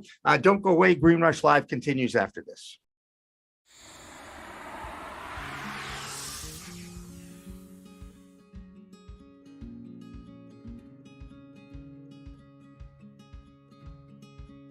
You would think that it is. However, there's quite a bit of debate right now in the accounting industry when it relates to cannabis with this exact question. I'm part of a few different networking groups that are solely accountants for cannabis companies. And there's been quite a bit of back and forth in those communities and discussion regarding whether 280E, if it went away, if the administration legalized cannabis or took it off of Schedule 1, what would happen? And it could go either way right now. The debate is it can make the accountant's life much easier. That's what a lot of the inexperienced accountants are saying right now, it seems. Whereas the accountants that have been in this industry for a while and have gone through the same thing that happened with hemp a few years ago are saying that it actually will make lives more difficult, because when hemp became declassified a while back, the accounting became more complicated.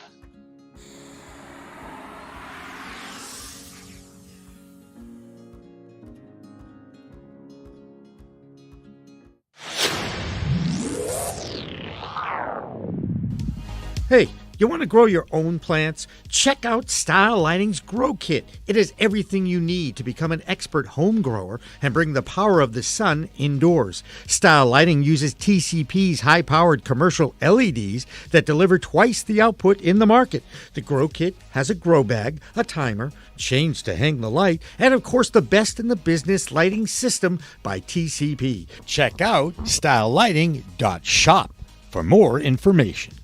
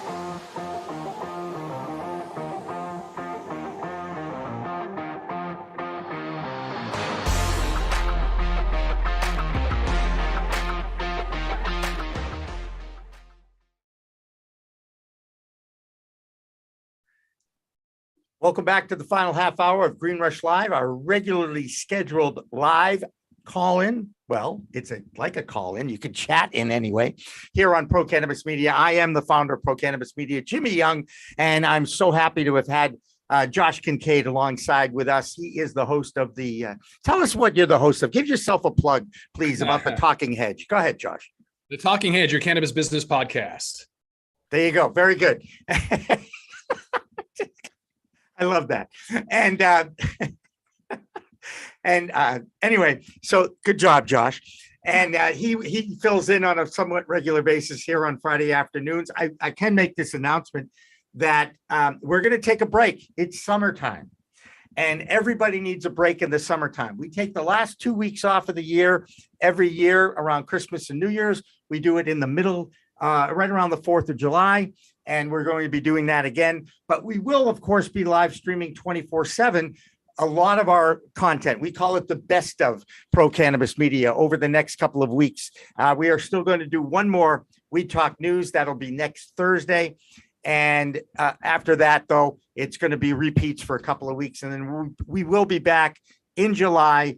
And I think it is July 17th off the top of my head. But I can't see the calendar over there because it's too far away. Joining us for our final half hour is the communications manager of the Minority Cannabis Business Association. And her first name is Precious because that's easy to pronounce. Precious, tell me, what you do as the communications manager. And yes, you can introduce your full name to our public. Go ahead. Thank you so much, Jimmy. Hello, Pro Cannabis Media family. I'm Precious Osagie-Erse. So yes, that would have been a mouthful for you. Osagie-Erse. All right. Osagie-Erse. Okay. Of Nigerian. Thank you, Precious. I appreciate it. But I also like to go with Precious, just no last name. Gives it a lot more effect and drama. But no, I am happy to serve as the communications manager for Minority Cannabis Business Association. We are a national trade organization with members from our corporate members to small individual businesses, to just individual advocates that are supporting our mission, which is really to build an equitable cannabis industry across the board. We're doing that with our board and staff, and we're just excited to see how we can, make some change on a federal level to benefit everyone in cannabis. Right, 100%. And expungement is kind of the word for Senator Cory Booker from New Jersey as federal reform gets talked about.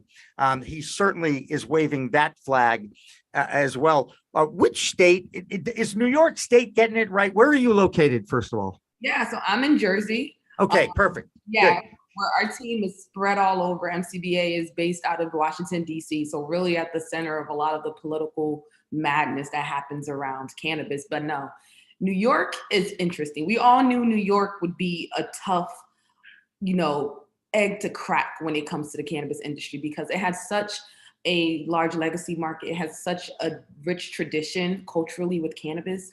So how that would interact on a regulated space was going to be an interesting rollout.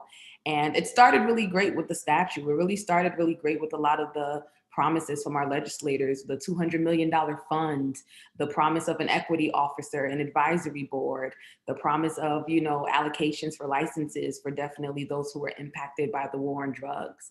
And much like we expected, that rollout will take some time. And as fast as they want to get the market open, that's where you'll start to see the gaps. And that's where we're starting to see in New York. They want to move at the speed of lighting to open up the market by end of the year.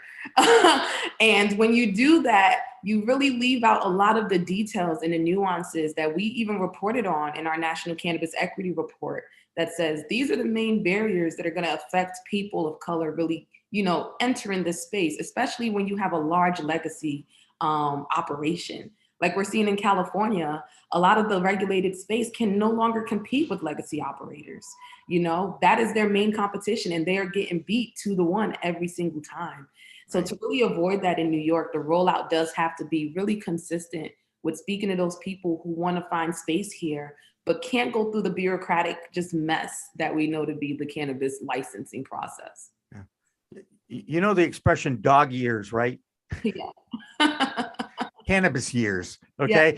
It just doesn't happen fast. Massachusetts, it took us a couple of years to get it going. It was a directive by the governor that he wanted to walk before they ran. I get it. He didn't need to shut down all the adult use dispensaries during the pandemic, but he did. Okay. So I'm just going to leave it at that. That's a fact. Josh, I know you've got a boatload of questions for Precious. So I'm going to put you on the spot and ask you to take it away. Go ahead. I appreciate that. So in 2018, I was writing a bill in Washington to overturn a Class C felony on maintaining and operating a marijuana lounge. And through that process, I covered at least 12 different bills, New Jersey, New York included, on their social equity piece within their consumption or hospitality, cafe, lounge, whatever it is, wherever it was. I was looking at that. I'm wondering if you can grade that implementation in Jersey and in your area, grade it from A to an F on how well that's rolling out, as well as what are some of the major barriers for minority cannabis entrepreneurs at the moment. Yeah, so I think about it like this: cannabis as a regulated commodity is just new to regulators, to legislators, to everyone. So then to throw on the hospitality sort of, measure is even more new, and that's scaring the mess out of everybody. Even in Jersey, we don't even have an edibles market right now. It's just pure flower. They didn't want to implement that too fast because they realized we have to sort of slow roll this out before, it can be a beast. So that's the same thing when it comes to cannabis lounges and the hospitality. Now, within the New Jersey legislation and our regulations, there are opportunities for those cannabis lounges and for those cannabis hospitality areas, but it's attached to dispensaries. So you have to be a retail license in order to even have a lounge. So it does make it very specific, and it makes it extremely hard if you wanted to operate a lounge independently. It's not doable in Jersey unless you're still in that legacy side. So you would have to be a retailer, which means you're going to have to go through all of the hoops which it takes to be a dispensary, and which we all know it's tough, especially in a New Jersey as lucrative. I mean, in a market as lucrative as New Jersey that just saw $24 million in 1 month. So you can imagine all the sharks are swimming around to also get those coveted licenses. So it's going to be a while. And we also see New York taking a stab at those licenses, but really putting a focus on it being social equity based. So those license holders should be minority, people of color, people impacted, that should hold those licenses first. Now we see that can help too. You talked about Massachusetts, Jimmy. They had where delivery licenses were, slated specifically for social equity holders. So maybe something like that had a time frame that can sort of like benefit the people who really wanted to get into that cafe lounge hospitality route, which again, there's misconceptions about that. People think they're going to walk into a building and just smoke covers your face and, ventilation. That's what people, legislators, people in power actually think. So while we have to peel back the stigma, it's going to be a while before we actually see that sort of lane open up the way we want. And then right now, again, the bureaucratic sort of regulations you have to go through to even get a dispensary, now tack on a lounge, it's going to be pretty difficult. So the key really for minority operators to get into this space is to educate yourself, find as much information as you can, find as much time with your local legislators, because that's really where the fight is on the local route. You need to get city approval in New York, New Jersey to do anything. So that's where we're encouraging people to really start to dig deep on. You have to educate your reps as well. They have no idea what's going on. When I was fighting the marijuana lounge bill, which is what it's called, not the cannabis lounge bill, but they wanted the equivalent of a 747 jet to clear the room because they thought that you would just, like you mentioned, they have all this smoke and everything. So it was impossible to attach a 747 jet and clear the room at that rate of speed. So Morgan with NORML in the first segment talked about the ineffectiveness of lobbyists. That seems pretty ineffective, but if you can educate, then maybe that can improve that. How effective are lobbyists in your region? Are they making any progress at all? Yeah, so lobbying is definitely a double-edged sword, right? Because when it comes to cannabis, messaging and messenger are very important. Who is relaying the messages and who's receiving it are two very strong points that can change regulations, that can change impact, that can drive so many things. We see lobbyists do, definitely when it comes to the federal level, have a lot of impact because that's where we're not seeing the needle move a lot. Like, for instance, safe banking, something that MCBA is working really hard for on a federal level, lobbying for, lobbying senators like Cory Booker, who's really one of the people who we really want to understand more about his reservations on that bill. You know, that's where we're seeing some effectiveness as a messenger, as a lobbyist. Now, me as that same lobbyist, or, you know, other larger lobbyist companies, you go into a city like New York, New Jersey, and you're the one telling legacy operators, here's what A, B, C, and D you need to do to open up a business. They're not really going to respond to you the same way, you know, it would on a federal level. You're not the correct messenger. New Jersey is very interesting because, again, I say the fight is at the local level. What I'm seeing is a lot of minority operators, you know, cannabis operators, they want to get in the door, but you need to get a resolution or a letter written from a mayor saying, hey, we've given you clearance to operate in this space. While it might seem easy to get a meeting with the mayor as a resident, and a constituent, when it comes to cannabis, the line is extremely long. So that's when you do call lobbyists and you say, hey, I know you're going to a golf outing with the mayor. Do you mind putting in a word? You know, so there's ways that it can be effective, but I just encourage everybody, when you're looking at your lobbyists, you also have to ask yourself, is this something that I can do? Can I write this letter to the mayor? Can I go out and march to City Hall and say, hey, I need to have a conversation. I'm a resident here. It's pretty important to me. Again, I always say legislators work at the behest of their constituents. And I tell people that's your power when it really comes to messaging. So like I said, it's a double-edged sword and where you want to swing it. I see the effectiveness on the federal level, but when it comes to hyper local, that's where it can get really, really confusing. Then you don't have, in Massachusetts, they have a very controversial element to getting your license called a host community agreement. And it is tied to the fact that you really do have to get a lease on a building and pay rent before you even apply for that license.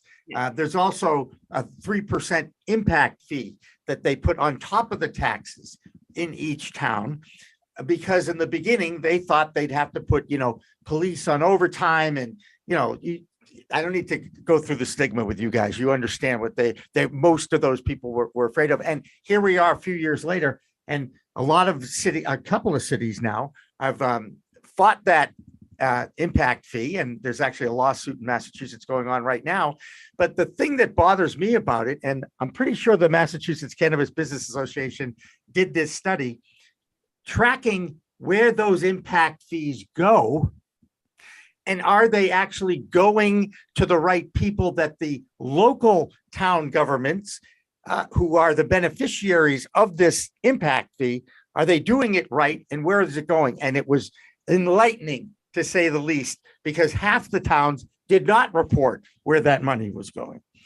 So, and again, there's so many elements and challenges to this industry, Precious.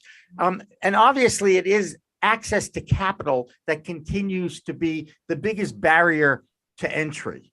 What are you seeing happening along those lines? Are you starting to see, some multi-state operators actually creating opportunities for the economically empowered people that can come in and get a license and work? Are you starting to see the ease? Is it getting any easier, I guess, is my question. Sadly, it's not getting as easier as we would want it. Again, capital is probably one of, if not the highest barrier to entry. Because when you think about the landscape of what amount of money you need to really get these businesses up and running, and just quickly going back to Massachusetts, you know, I saw the article too that, you know, since 2018, they've collected upwards of $50 million in impact fees from host community agreements. So yeah, where are those dollars actually trickling down and circulating to? So you see the mass amount of, you know, revenue that's generated from this industry. You know, that's the impact. That's where we want to see some restoration, right? And then that revenue, should it not fund businesses that want to come online? And that's something we're very hopeful from the $200 million fund promised by Governor Hochul in New York, that's saying, hey, we're going to actually create this to be able to support minority operators, to support people of color, those in those disadvantaged areas. You know, minority business, our association, Minority Cannabis Business Association, in our National Cannabis Equity Report, we did a study that found that not even half of all of the open markets have funding allocated for businesses, whether it's through revenue generated, whether it's through government programming. It's really not there, which then leaves a lot of businesses to the behest of private capital and private equity, where they know that they're either going to lose a lot of percentage of their hard work they put into, they're subject to fees and predatory deals in terms of debt and interest rates. Again, we don't have access to traditional banking. So there's not banks that's giving us loans or fees that are actually doable to build a business. So you're really left with the bottom of the barrel when it comes to funding your business. And then again, where that action can come from, we lean towards the governments. The money that's generated, at the end, when the market is up and going, is all well and good. But what happens at the beginning? That's when, we see a lot of the corporations have this advantageous start to markets, because they're the only ones who can really get in and stand up their businesses because of the capital. So we're realizing we no longer can wait. Day one equity is something that's very important for new markets. And that's where we're seeing the ball missed in New York, New Jersey. For instance, I said this very publicly in New Jersey. There's 6 companies right now that really are the ones making that $24 million a month. They're giving out conditional licenses left, right, and center to everybody who are qualified. However, it's still going to be some time before their doors are open. Some of them are fundraising. Some of them are even trying to still secure their property. So look at that start that they're going to have before any person of color comes into that market. And again, that's what we don't want to see in New York. So it's still very difficult, but you mentioned some MSOs are stepping up to the game, creating programs, incubators that give capital. Ease Momentum program is one of them, that gives a $50,000, no ties attached grant. I know because I'm actually in the cohort with with my business that I have separately, but that is a rare find. So it's very difficult, but that's what we're trying to do, is reach out to legislators and say, we need help now, especially on a capital raise. Yeah. It's interesting. That's been a theme, Josh, since the beginning, right? Citizen lobbying. I think really what we're looking for here, reaching out to those politicians directly. Don't be afraid. In fact, we encourage it to make change more than anything else. Precious, it says here you're the COO and co-founder of Roll Up Life. Is that the company you're talking about? Yes. Prior to joining MCBA, so I'm doing both, duality here, operator and advocate. Me and my childhood best friend started a CBD delivery company way back in about 2017, 2018, when we saw the tide changing in New Jersey. So we created a technology platform similar to that of Uber Eats to help facilitate delivery. And we're actually going after our delivery license in New Jersey.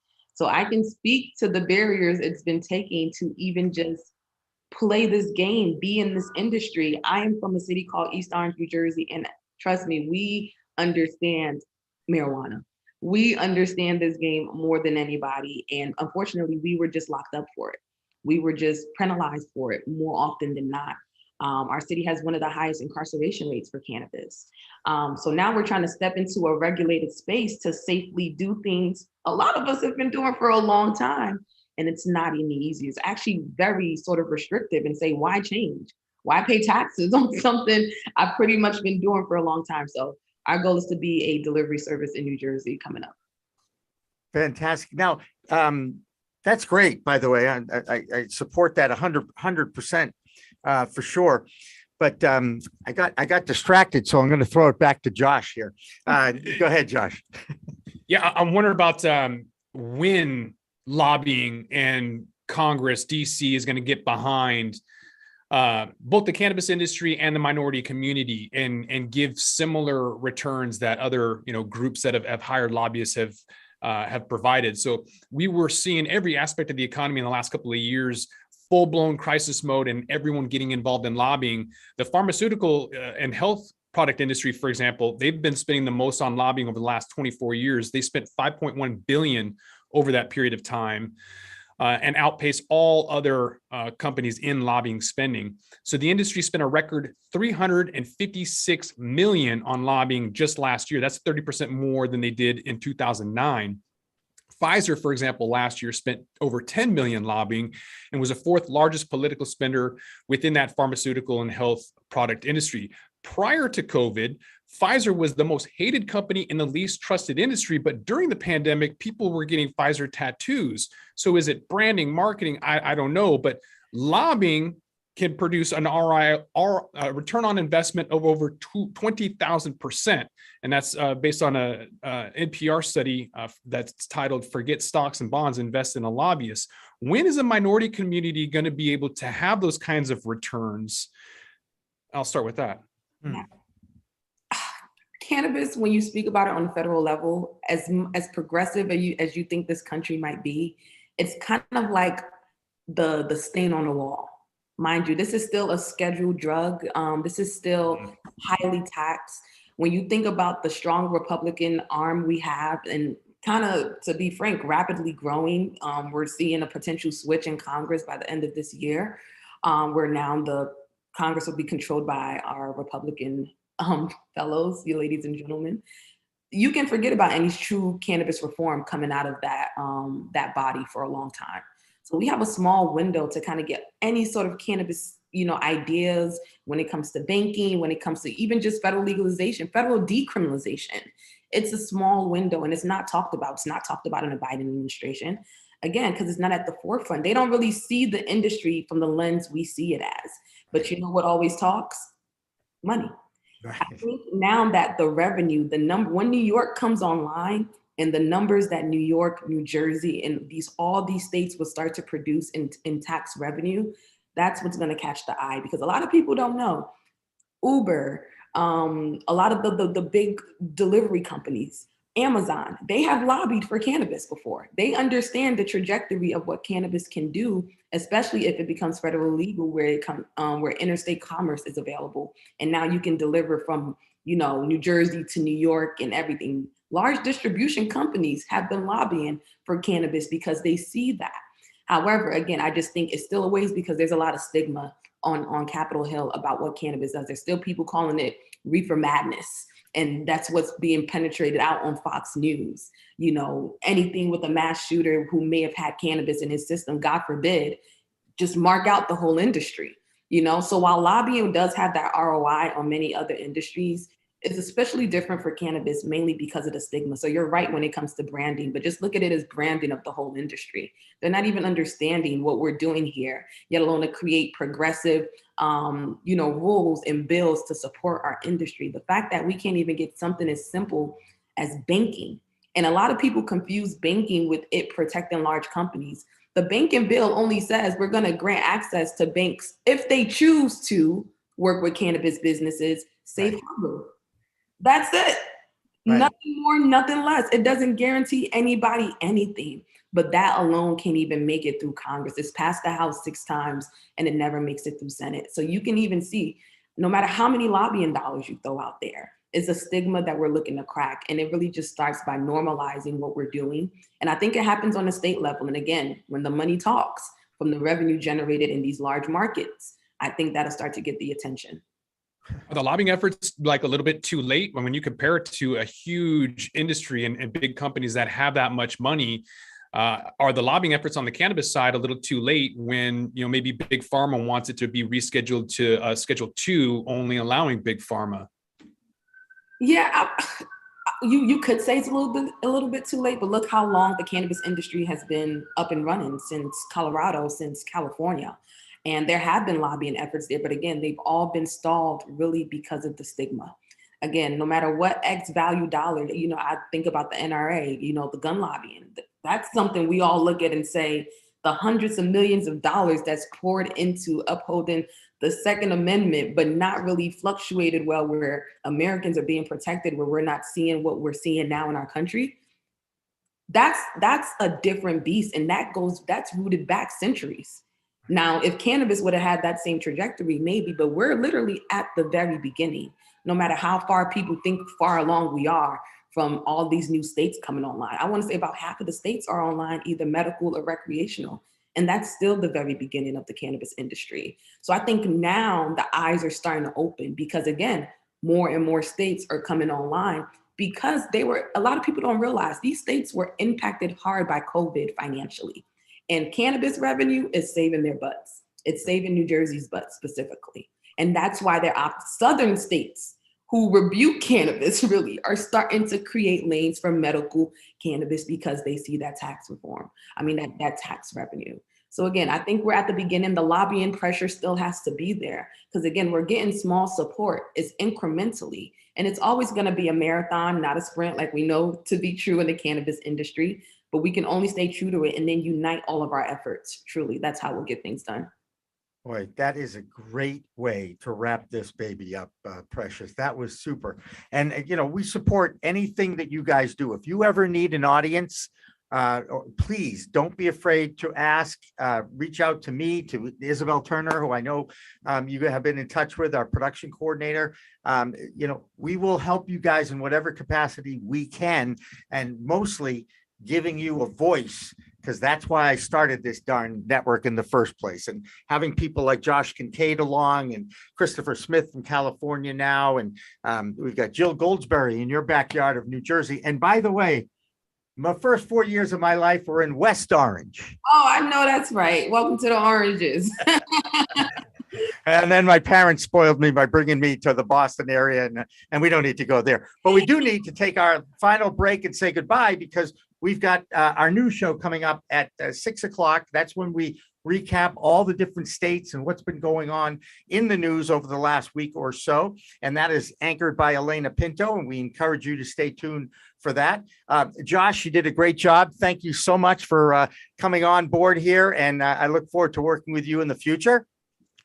And Precious, I so appreciate your time, your thoughts. And again, please send our regards along to Kaliko. Right on. Thank you, guys. Have a great evening. Thank you, Precious. Have a great weekend. That'll be it for Green Rush Live for another Friday afternoon. Remember, it's a whole new world of weed out there. Use it responsibly, everybody. Have a great weekend, and we'll see you in a couple of weeks. Coming up on We Talk News this week, the international world starts to move towards cannabis reform. In the U.S., senators focus on banking and expungement, but still no word if they will ever bring it up to the Senate floor. Vermont awards its first adult-use cannabis for sale licenses. And Russia extends the detention of Brittany Griner. Not everyone, dries their plants this way. A lot of people use machines. We Talk News in Massachusetts gets a behind-the-scenes look at Bountiful Farms Grow House in Lakeville. Hey, keep your hands off the buds. All that, plus our state-by-state reporters and Cannabis Coast to Coast News with Elena Pinto on We Talk News next. Cannabis Media original content is supported by Salient Systems, your trusted name in video surveillance for the cannabis industry, and by Revolutionary Clinics, Massachusetts' #1 medical dispensary where the patient comes first, and by Accounting Buds, CPA services for the cannabis industry, and by stylighting.shop. Log on today to get your grow kit. We are Pro Cannabis Media.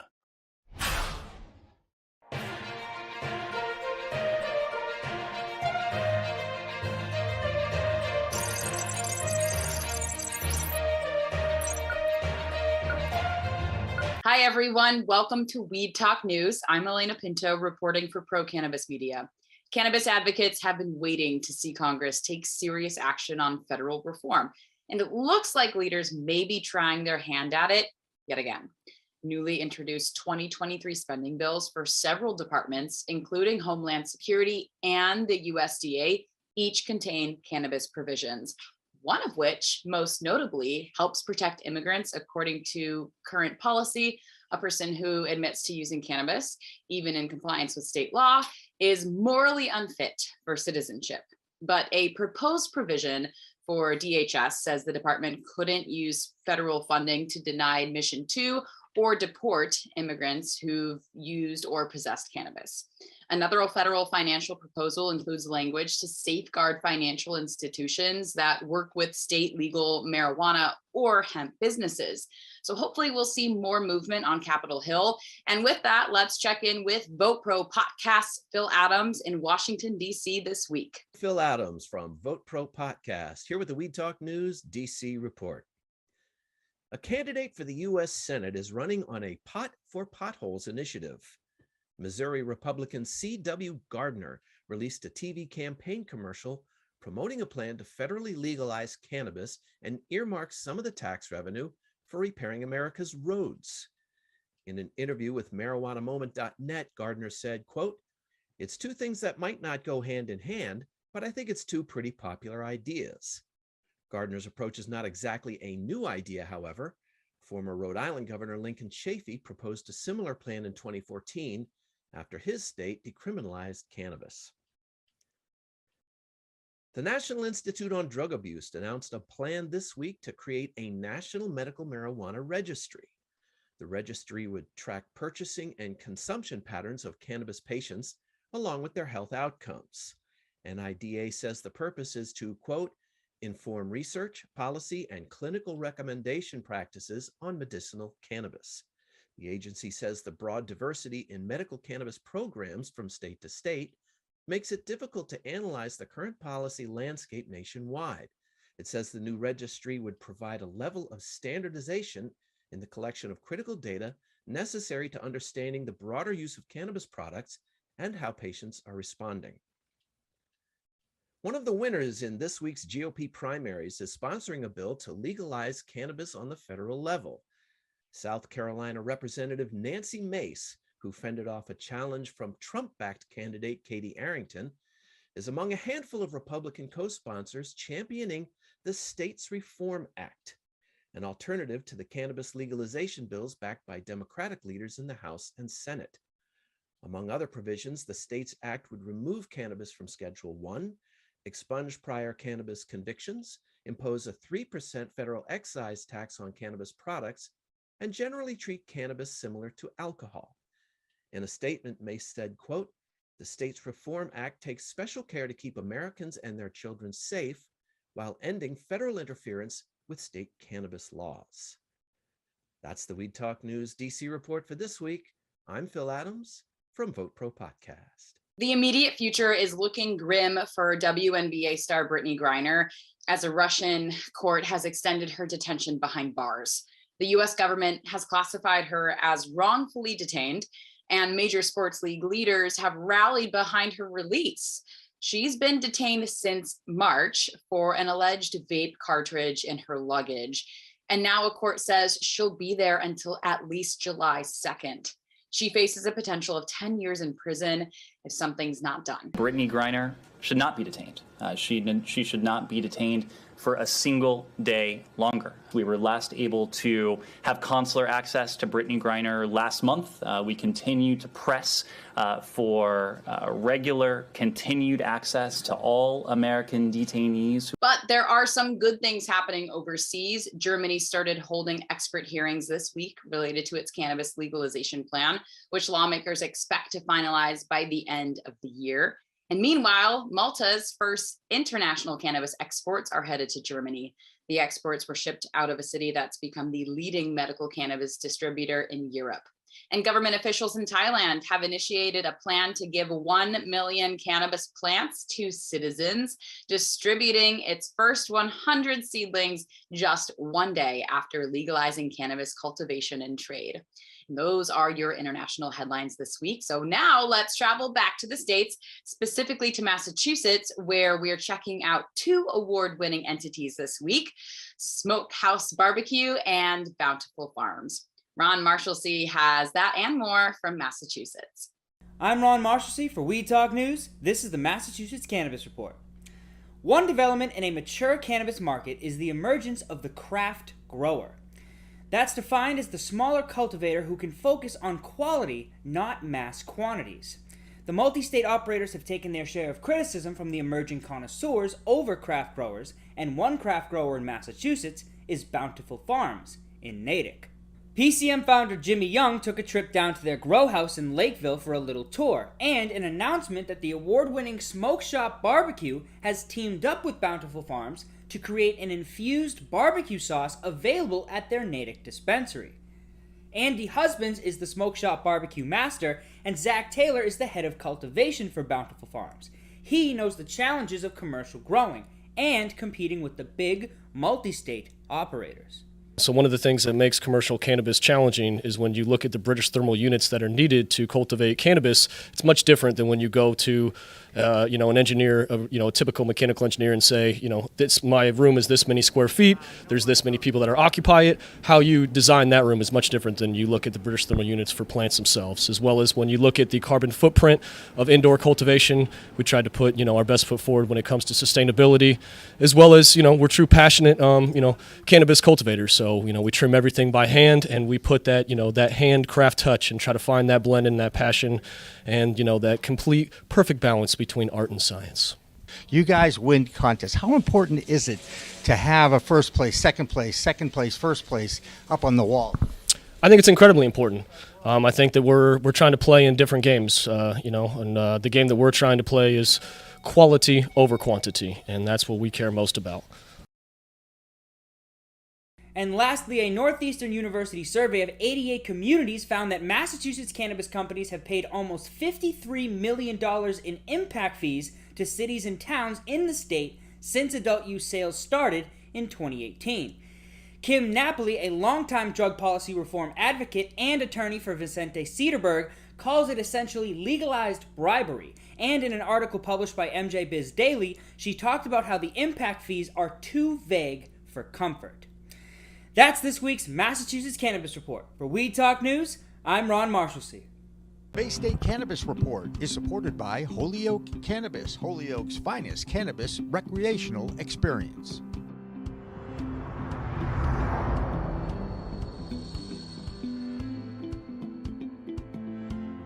A sad state of affairs in New York State as dozens of cannabis farmers say they're being forced to rip cannabis crops from the ground, based on a surprise letter that limits the amount of land they can use. Just a few months ago, state regulators were touting the idea of giving average farmers the budding opportunity to jump on board the state's new legal operating industry.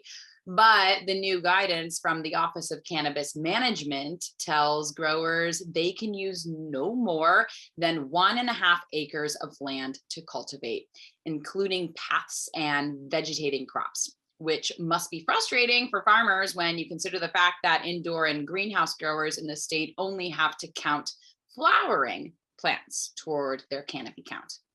Next door, though, in New Jersey, more retailers are opening up shop and customers are responding in a big way. So let's check in with Jill Goldsberry with this week's New Jersey report. Hello, everyone. I'm Jill Goldsberry in Jersey with the New Jersey Cannabis News for Weed Talk News. And tonight, in fact, the Garden State is hosting its very first Cannabis Awards Gala. Yes, in fact, New Jersey Cannabis Insider is hosting this very special event. It's the first ever Cannabis Awards Gala, celebrating the individuals and companies that have helped shape the industry. It's a formal affair at the Cataract Performing Arts Center. And from what we understand, it'll be unlike anything New Jersey has seen before in the cannabis space. So look out for more news on that.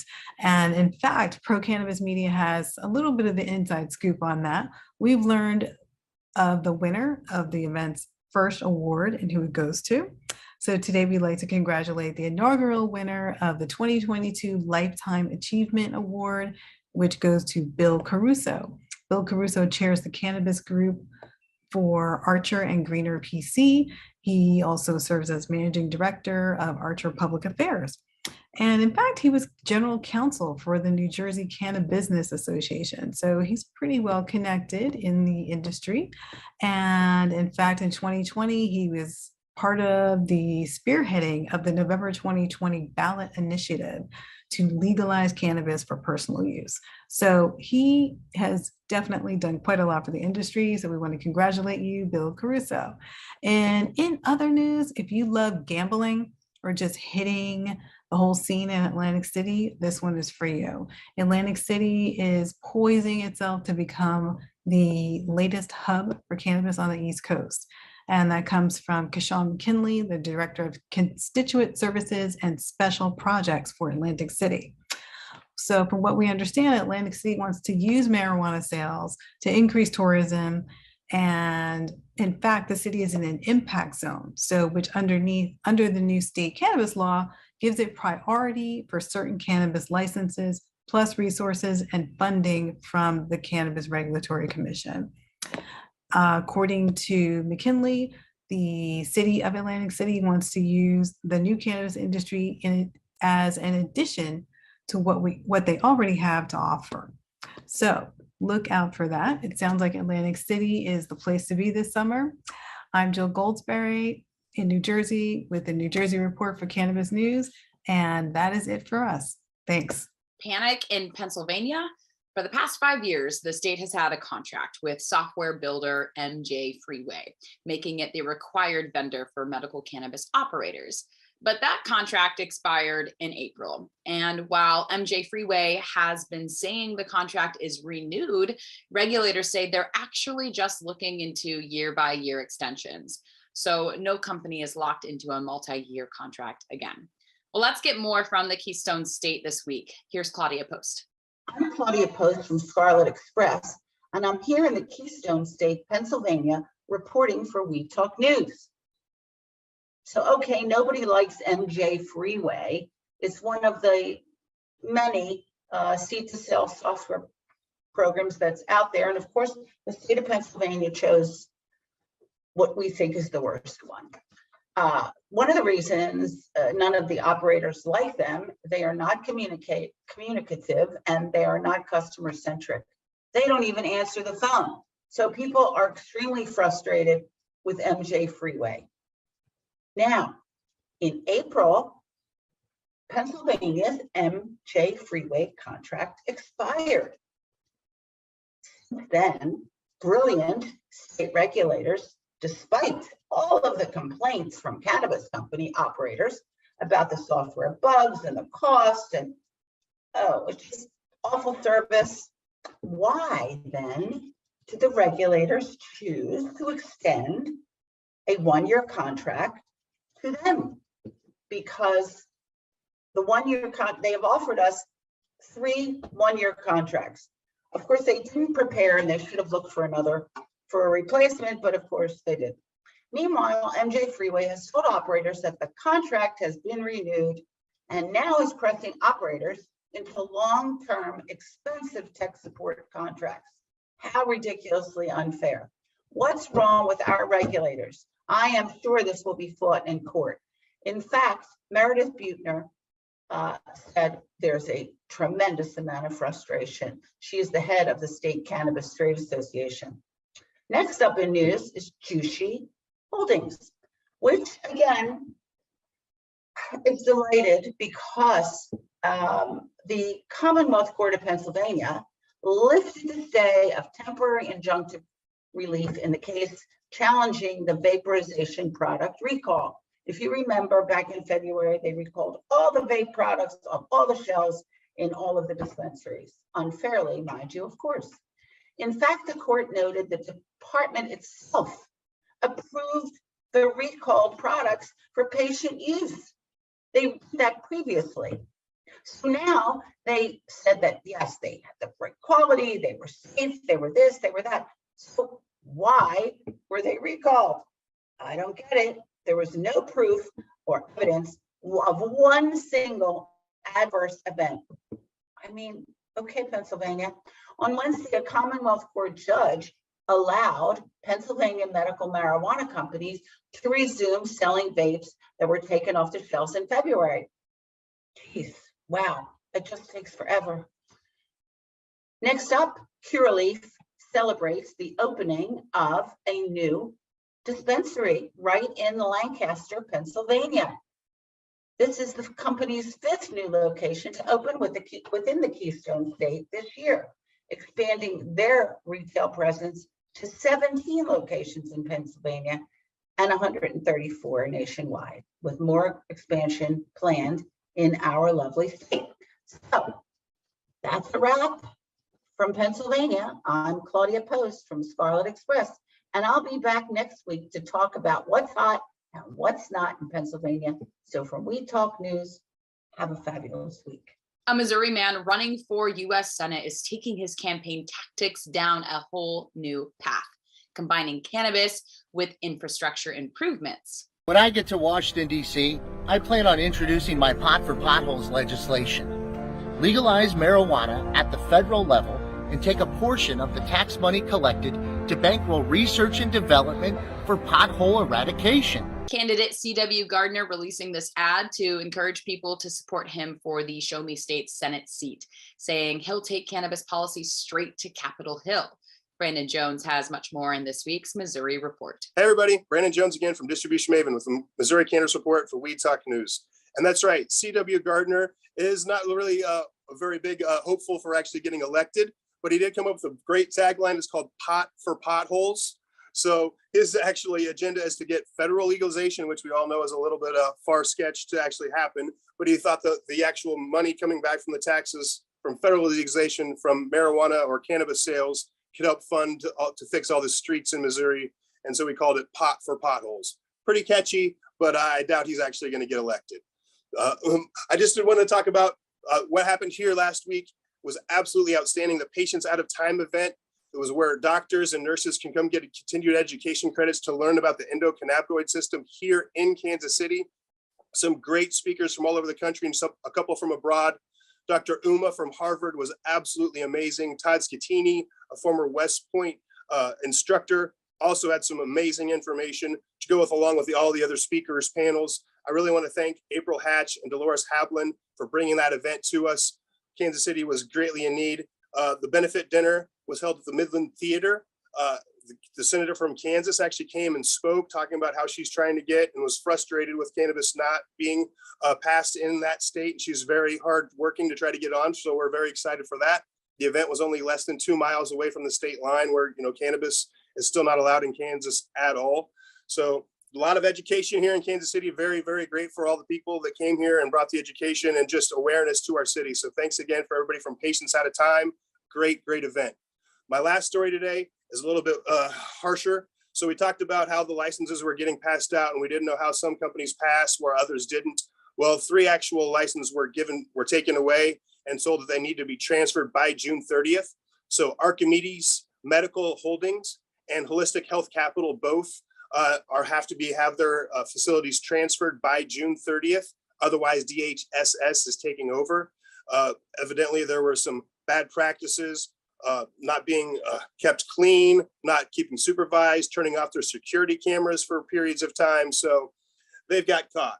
Finally, at least we need to hope that they're actually doing some regulation here with the licenses. So thanks again. I'm Brandon Jones from Distribution Maven with the Missouri Cannabis Report for Weed Talk News. Have a great week, everybody. Stay medicated and educated. California hasn't exactly been the poster child for legal cannabis.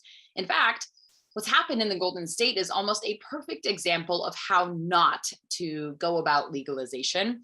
And now it seems their hemp industry may be taking a hit too, as the state's Department of Food and Agriculture seeks to fill several vacancies on its Industrial Hemp Advisory Board.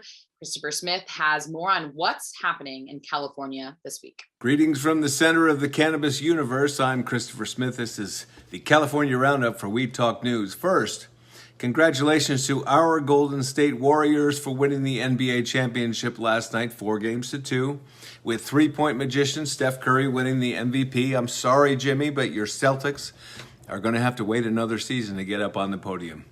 Andrew D'Angelo, brother of Steve and himself one of the founders of the famed Harborside Dispensary in Oakland, California, has written an op-ed for Forbes that lambasts the weak and short-sighted politicians that are driving the multi-billion-dollar California cannabis industry right off the pier. As he says, everyone in the state knows it's broken, but no one knows how to fix it. Governor Newsom has offered to reduce one tax but raise another, essentially rearranging the deck chairs on the Titanic. The last remaining solution, lawsuits and ballot initiatives in 2024. The good governor had better duck. But don't despair, California fans. Not everything is so bleak. Snoop Dogg is still here in the Golden State, and he's reacting to the economic challenges faced by his blunt roller by giving the man a raise. Point 1, it's true. There's a person who gets paid to roll blunts for Snoop Dogg. That's a real job in California. I know you're jealous. Point 2, that person makes between $40,000 and $50,000 a year, plus free weed, and sometimes a little clothes thrown in. Hey, it's not as good as working for Jenny Argy down in New York, but sounds like a good gig. The Cannabis Business Times reports that Sacramento officials have introduced a measure to create a fund for children and youth services using city local cannabis taxes. The Sacramento Children, Youth, Health, and Safety Act, introduced by Sacramento Kids First, a youth advocacy coalition, would require the city to invest the equivalent of 40% of revenues generated by the city's local cannabis tax from our unrestricted general fund into the Children's Fund. If approved by voters, it would go into effect July 1st, 2023, with roughly $10 to $12 million allocated toward children and youth services annually. Not bad. And finally, Harris Bricken Law Firm reports updated information on the clown show that is the LA County or the Los Angeles Cannabis Tax Lottery, the retail lottery. The Department of Cannabis Regulation, DCR, anticipates the lottery to occur in the winter of 2022, with the social equity verification applications due July 25th. So hurry up and get your applications in. The DCR will select 125 applicants for further processing, but losers will then be too late to apply for state licensing. What a mess. I'm Christopher Smith. I'm publisher of the American Cannabis Report, bringing you California's cannabis update for Weed Talk News. Cannabis cultivators in Washington state are adjusting to new pesticide rules, which we told you about last week. Regulators say, though, it's an effort to keep product and patients safe. And it looks like the same thoughtfulness is being expanded to retailers as the state announces new security initiatives for shops hit by robberies. Josh Kincaid has the details from Washington State. I'm Josh Kincaid from the Talking Hedge with the Washington State Cannabis Report for Weed Talk News. State Liquor and Cannabis Board announces a free voluntary security assessment for pot shops. The Liquor and Cannabis Board announced that it contracted with security management firms to provide voluntary free of charge on-site security assessments of individual cannabis retailers. The move comes after pot shops in Western Washington have seen a dramatic increase in armed robberies, some of them turning deadly, with almost 100 armed robberies for the year so far.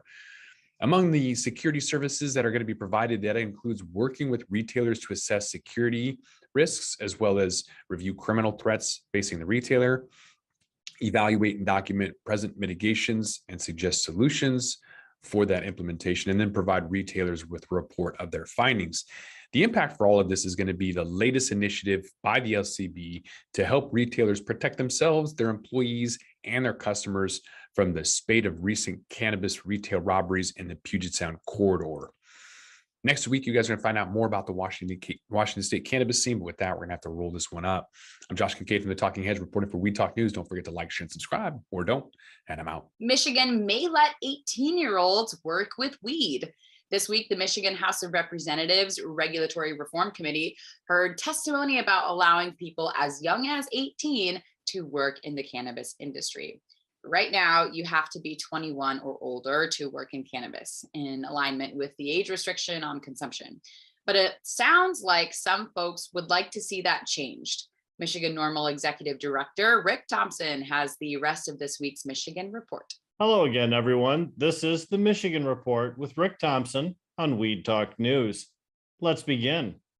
I've called this the year of great reckoning in the cannabis industry, and that is proving to be true. A recent decision by Terrapin to significantly downsize their Michigan operations was a shock to many, as that multi-state operator was seen as insulated from the damage being done by fluctuating cannabis prices in Michigan. Recently, the hated cannabis company Skymint permanently shuttered their Bay City store, and the internet is full of buzz about other store closures for them and their recently acquired 315 Cannabis chain. Certainly, the plunging price of retail cannabis has a lot to do with the success of retail and cultivation operations, but dried up sources of funding has inhibited construction and the launch of new buildings in Michigan. Many companies which relied on international investors are having a hard time paying their premiums to those money lenders, and their insatiable investor demands may drive them out of business. A red carpet premiere of the film The Sentence of Michael Thompson is scheduled for this Sunday in Flint at the newly renovated Capitol Theater. The film follows Michael's daughter, Rashonda, as she and others try to get Michael Thompson out of prison for cannabis-related crimes. You may remember Michael was the longest-serving nonviolent offender in Michigan history. His release was achieved through the combined efforts of Sean King, Montel Williams, the Cannabis Caucus of the Michigan Democratic Party, Last Prisoner Project, Michigan Cannabis Freedom Coalition, and others.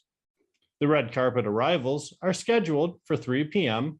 and the film begins at 4. I'm told folks are flying in from all over to attend this event, and you can register on Eventbrite, and there's no charge at all to attend. Now, to work in the medical or adult use cannabis industry in Michigan, you must be at least 21 years of age. Is that limit outdated? A new proposal would lower the minimum age for work in the cannabis field from 21 to 18. House Bill 6061 received a committee hearing Tuesday, June 14th in the House Regulatory Reform Committee. The bill's sponsor is Democrat Kevin Coleman from Westland, who says it will allow people to jump right into the industry instead of waiting to achieve their dreams. And it might alleviate worker shortages he imagines there are in the cannabis industry. Now, critics of the bill believe it's a blatant attempt to open up a cheaper labor pool so companies can charge less money for the same amount of work. Now, which is a change that doesn't help the communities in which they're located and does not help the workforce at large. The bill will get a second hearing at which there will be a vote. It has had a long way to go before it's ready for the governor to sign. Oh, cannabis sales in Michigan dropped 4% in May, but that's compared to April's record-setting pace. And that's according to new data available from the Cannabis Regulatory Agency. Now that's still $186.4 million in one single month. It goes on record as the state's second highest sales total ever. Medical sales continued their plunge and recorded the worst month of sales since January 2020, dropping almost 14% from the previous month. Adult use sales were off by nearly 3%, but are still up more than 50% from 1 year ago.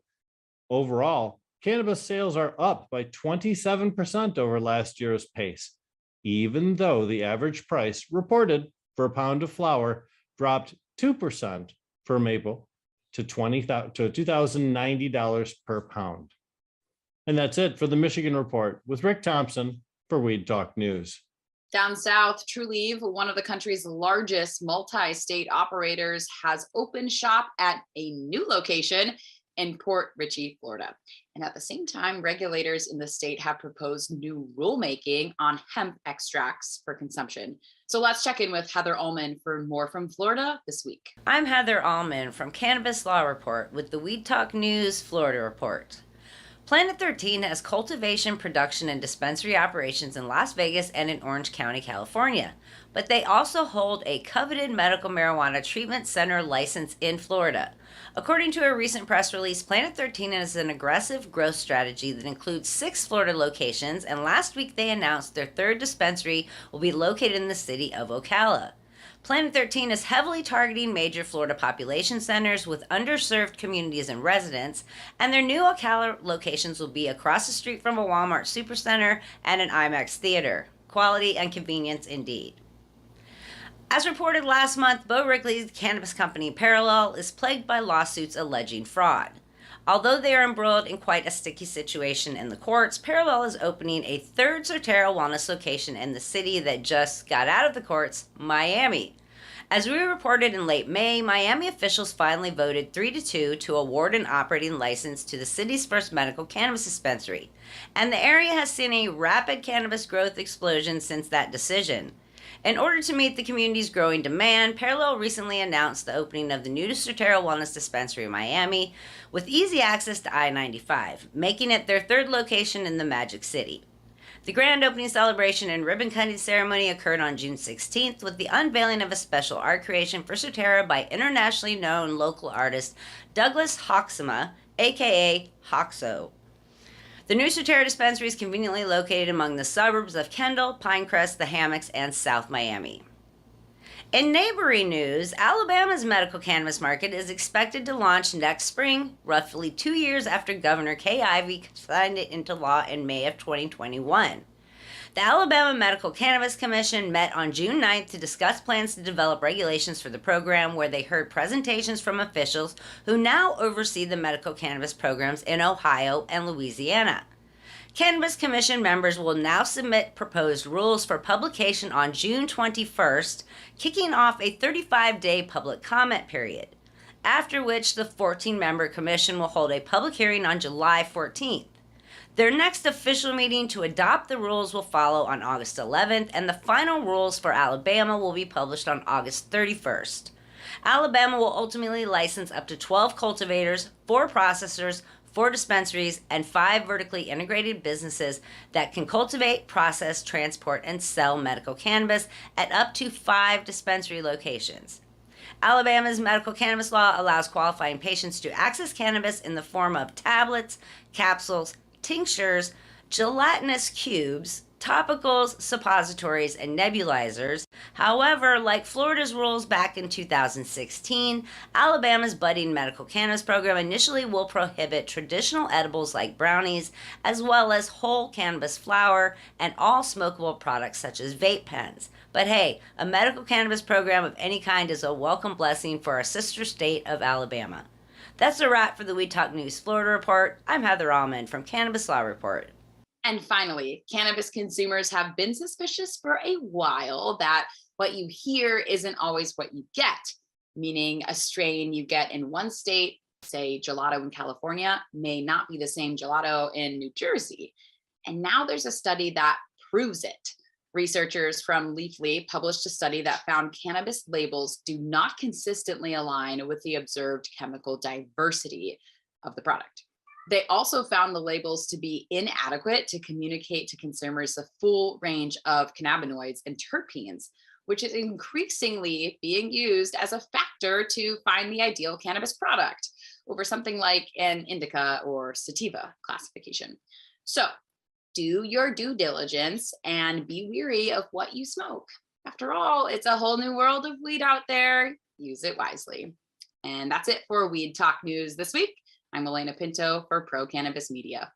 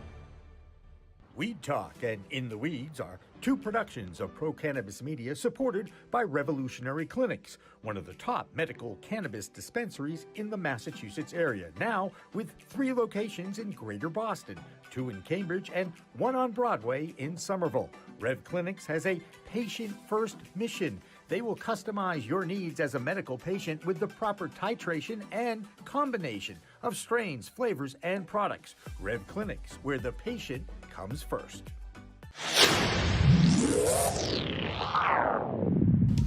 Hey, You want to grow your own plants? Check out Style Lighting's Grow Kit. It has everything you need to become an expert home grower and bring the power of the sun indoors. Style Lighting uses TCP's high-powered commercial LEDs that deliver twice the output in the market. The Grow Kit has a grow bag, a timer, chains to hang the light, and of course the best in the business lighting system by TCP. Check out stylelighting.shop for more information.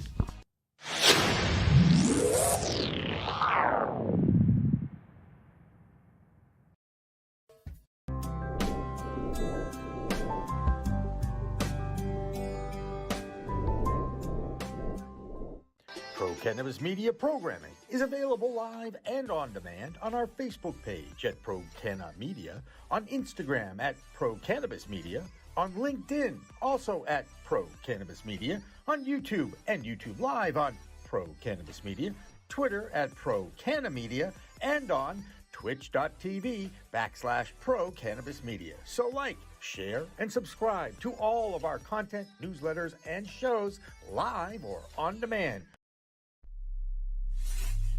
We are Pro Cannabis Media.